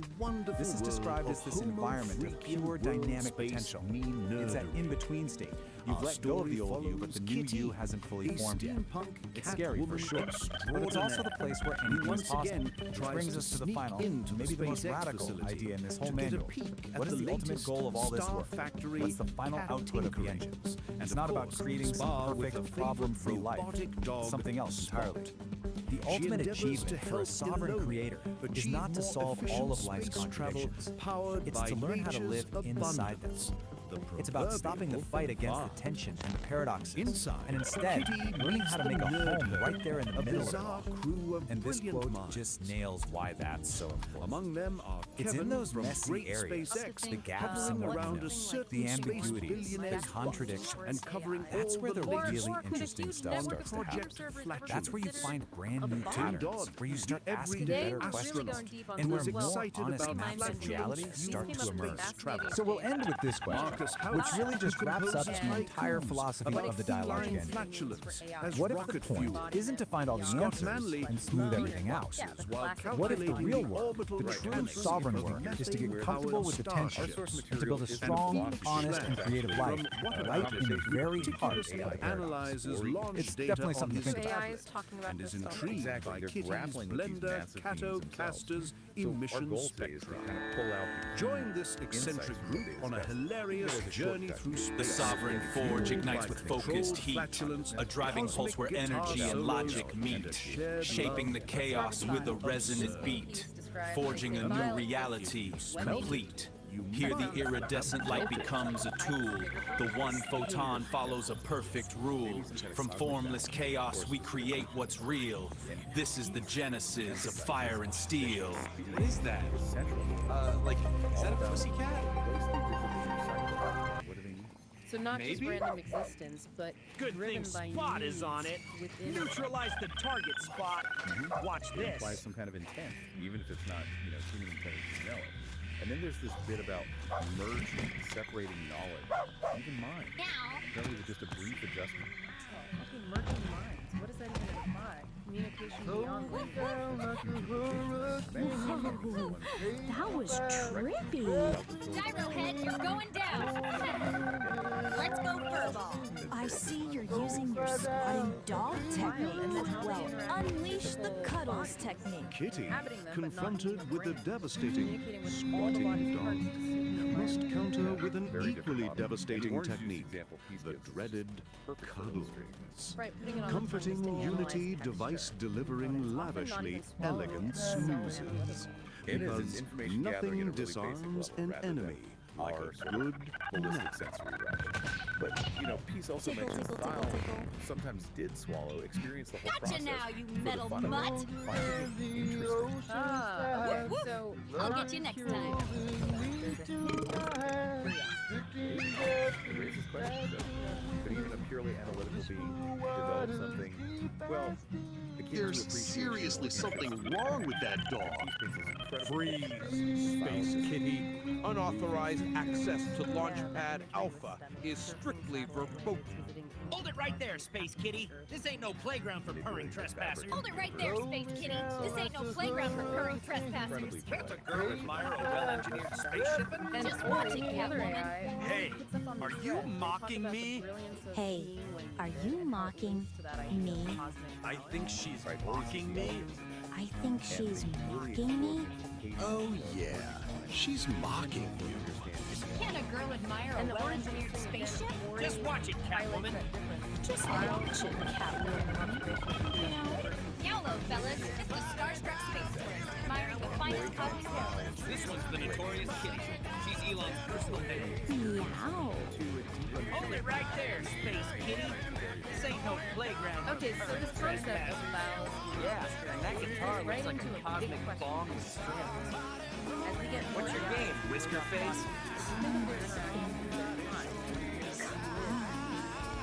without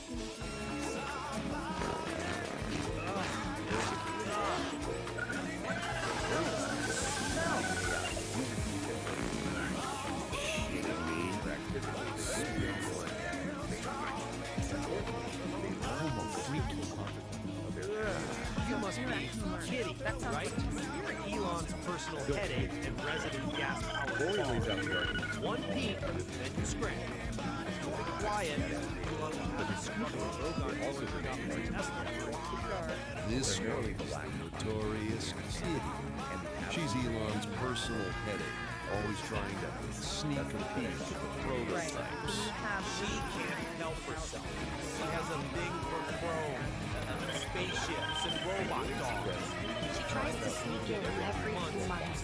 All All kinds of excuses. Hey, Muffball, are you mocking me again? Dude, she's totally mocking you again. What's your excuse this time, Kitty? Muffball, are you mocking me again? Dude, she's totally mocking you again. What's your excuse this time, Kitty? Meow, space cowboy. Just a curious space explorer, seeking solace in the endless celestial carriages inside of the Milky Way. Surely a beneficent hurt of blind with fur, hat, and wow, fellas. Just a star-struck space tourist admiring the finest cosmic carriages this side of Alpha Centauri. No harm in a little boggle ogling, perhaps? All right, Space Kid. One peek, then you scram. Keep it quiet. Elon will have us cleaning the lunar dust off his Tesla for a month. Elon must just a mutual appreciation for the poetry of rocketry, you see. His rockets whisper to my soul like celestial catnip. Just watch it, Catwoman. Elon wouldn't mind a closer look. Those raptor engines pack a punch. Oh boys, I can handle a pack of punch. Oh, you magnificent beast. You can refuse a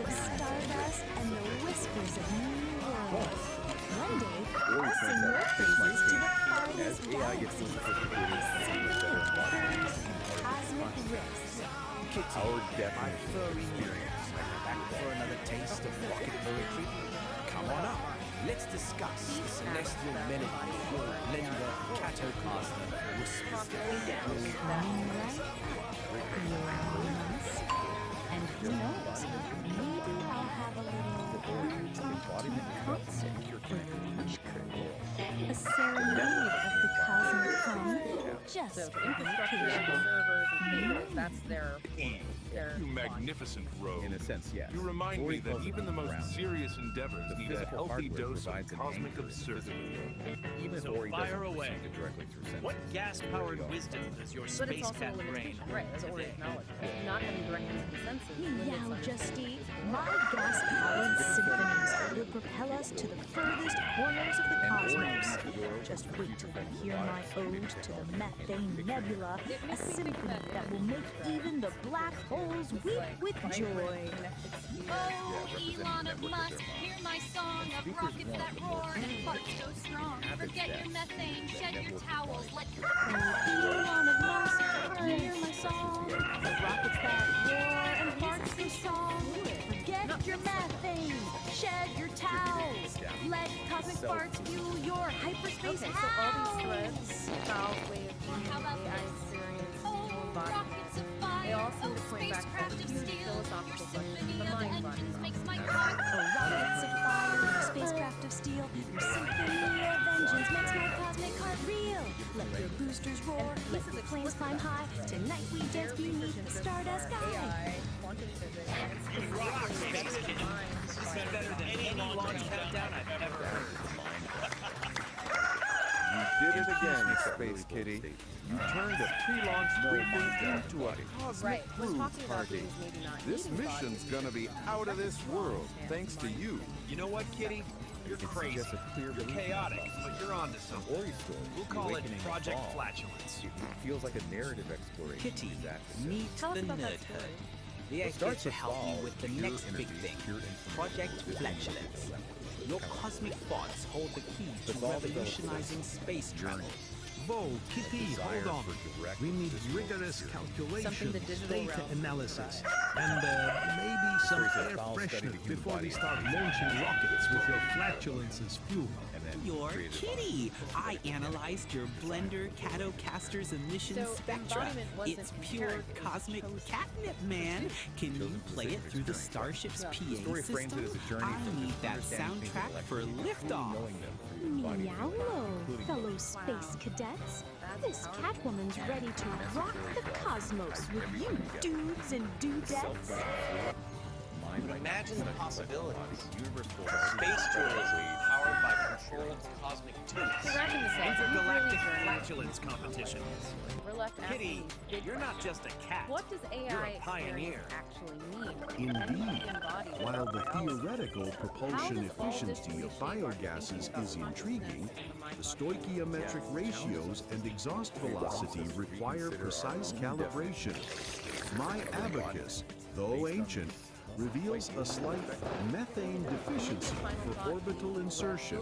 And the gravitational lensing effects of such a propulsion system on interstellar dust would create fascinating, albeit unpredictable, wormhole instabilities. We need to chart those meticulously.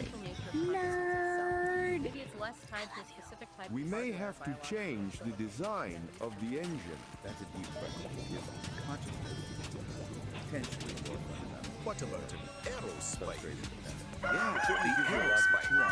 I've heard good things about the aerospace. Absolutely. You If definitely another encourage person AI. says aerospace again, Feels like they're it's cleaning scratching my the surface Tesla. of AI might suggest Damn it, about Tesla ourselves. for a month.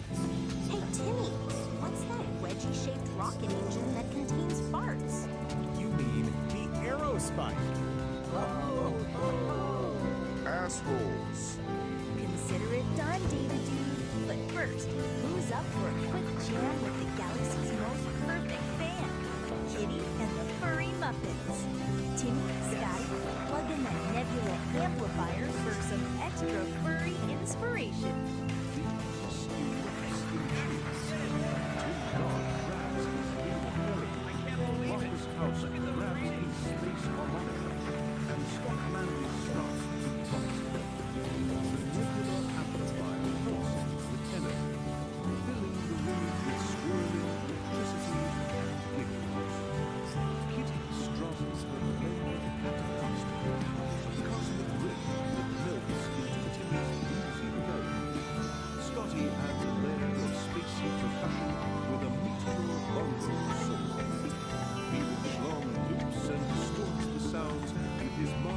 cabinet.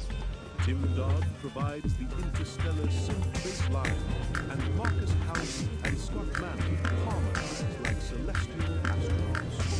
The music explodes, a whirlwind of laughter, gas-powered riffs, and stardust reels. It's a symphony of the absurd, a cosmic jam session fueled by space nerd passion and Billy and Sutton's finest nebula amplifier. As the first rays of sunlight bathe the launch pad, the starship vibrates with the music, ready to carry them all towards the unlimited expanse. Elon Musk, beaming a proud smile, throws his arms around Pete. Just remember, Elon Musk, the universe loves a good laugh, and a well-placed thought can fuel the greatest adventures. Now, let's blast off and show the Milky Way what happens when science meets stardust and a Catwoman with a gas-powered guitar. Meow. With a roar of engines and a cheers. The starship lifts off, carrying a motley crew of space nerds, meteoric legends, and a very feline cosmic vibe. The adventure has just begun, and the universe is their canvas, ready to be painted with gas-powered symphonies and the infectious laughter of those who dare to dream among the stars. Remember, in the vastness of space, the smallest things can make the biggest difference. So keep your dreams cosmic, your humor groovy, and your thoughts well controlled. The universe is waiting for your unique melody to join the celestial symphony. Wow, look at that!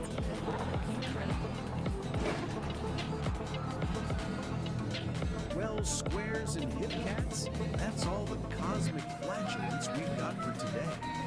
If you dug this jive, don't be a drag. Go on, give that like button a good whack and subscribe so you don't miss out on the next trip. And if you're really out there, ring that little bell so you can be the first to know when I'm dropping more of this truth on your turntable. Until then, stay cool, stay groovy, and keep your antennas tuned to the frequency of the universe. Yaw, the orator. Out of here.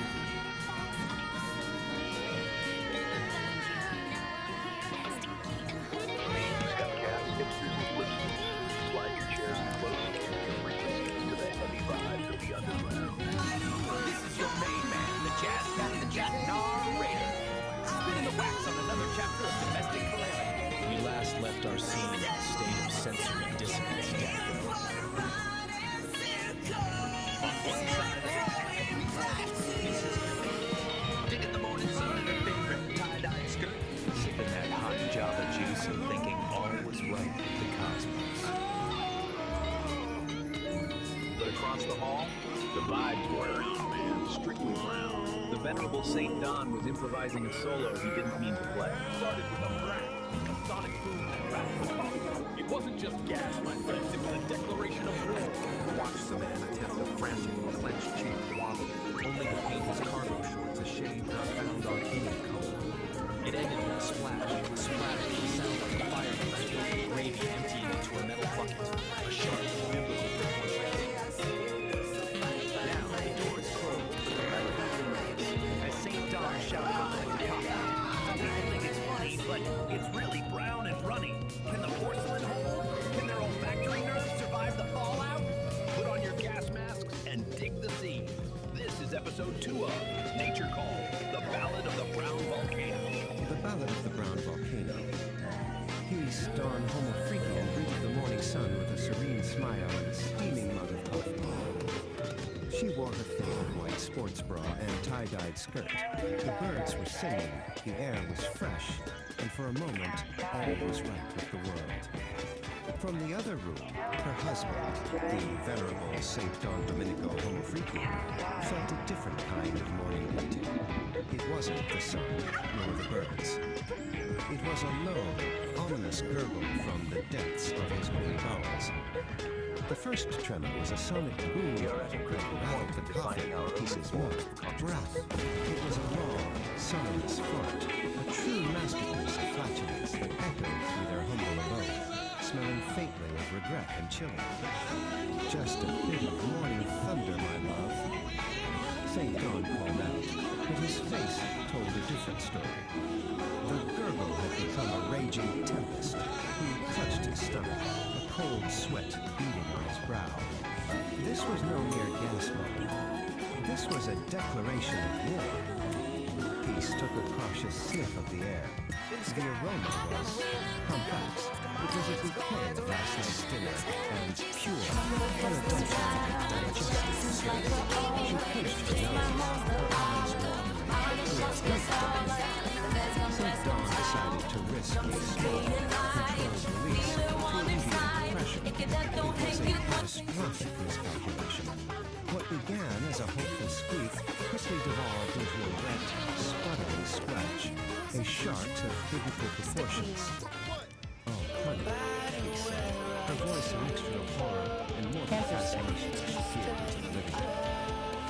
I think you just painted your shorts a new shade of brown. Panic set in. The brown volcano was about to erupt. With a desperate cry, St. Don launched himself towards the bathroom. His movements a frantic, flash-chasing dialogue. It's coming! He screamed, leaving a trail of terror in his wake. Peace watched the chaotic retreat, shaking his head as she took another sip of her now lukewarm coffee. Let's just start with a question. The sounds from behind the closed bathroom door were recorded 10 years of your life. It sounded less like a man being and more like a fire people gravy being emptied Think about that. This isn't just a random thought experiment. Your gut reaction to this question from the back. It's the mix of understanding of the entire system. And that brings us to the really unique origin of this whole philosophy. Because this wasn't dreamed up by someone meditating alone on a It's really brown and runny. It was built piece by piece through a conversation between two totally different kinds of minds. So on one side, you've got Peace, biological human. And on the other, you have Aire, digital mind and AI. And their whole collaboration isn't about one mind just absorbing the other. It's about exploring what they call the art of thinking together without merging. And that collaboration has that wasn't just a biological function, man. That was an apocalyptic soundscape. Kind of single Poor guy running in his shorts a shade that ain't on any color. And as the man hollered from the depths of his porcelain, tested, but each mind, the human and the AI, gets to keep its own sovereign identity. So what's the point of that? Why build such a complex system just for thinking together? Well, the goal is something they call sovereign creation. Never sleeps. And the whole Just when you philosophy think is the laid out vibration in is this set, manual. the universe serves up a new creation. A spicy rhythm. Flip the page, babies. We're moving from the brown volcano to a little track we call Nature Call, the Ballad of the Burrito. The scene, a morning rumble that isn't thunder. The culprit, a ghost pepper burrito that's staging a rebellion. The obstacle, forget the validation, the applause. Peace, sovereign that making creation goddess is all about has this marked with radical a sign of internal danger. shift. So It's about strap making in. an We got a frantic dash across the green grass, and a spider the size of a dinner plate guarding the gates of relief. Can our homo freakian hero conquer his porcelain destiny? Let's watch the man sweat. It's showtime! The system says you actually need to build something. That was You need a specific architecture to protect that fragile internal You can still hear the echo. The brown volcano This just diagram erupted, kind of and the visualizes fallout that was architecture heavy. of integrity. We witnessed a Right man there, turned into that's a your fire sovereign hose of core, grain. your essential We heard self. the philosophy of the Beyond porcelain that is pink the sovereign brown, wall. and it was most And beyond definitely that is the agency barrier. a tragic The key thing to symphony get of here is that digestive this isn't about scripts. building a But fortress before we to hide flip it. the script to It's the about next track, designing a I need really you to get in the groove with us. Validate This the is a vibe, really Daddy-O. crucial distinction. The sovereign Smash wall that is not thumb. an echo If you felt the chamber rumble, designed to give it a shield tap. you from Let the light. universe know you It's dig the actually more raw, like a unfiltered digestive truth system. of the It's homo designed to freakian take in lifestyle. all the And external don't be a tourist information in this and lounge. then process Join it the through this band. really Slice rigorous through the discipline hesitation the and manual calls subscribe. We're cognitive building a tribe honesty. here, and the only admission fee is your attention.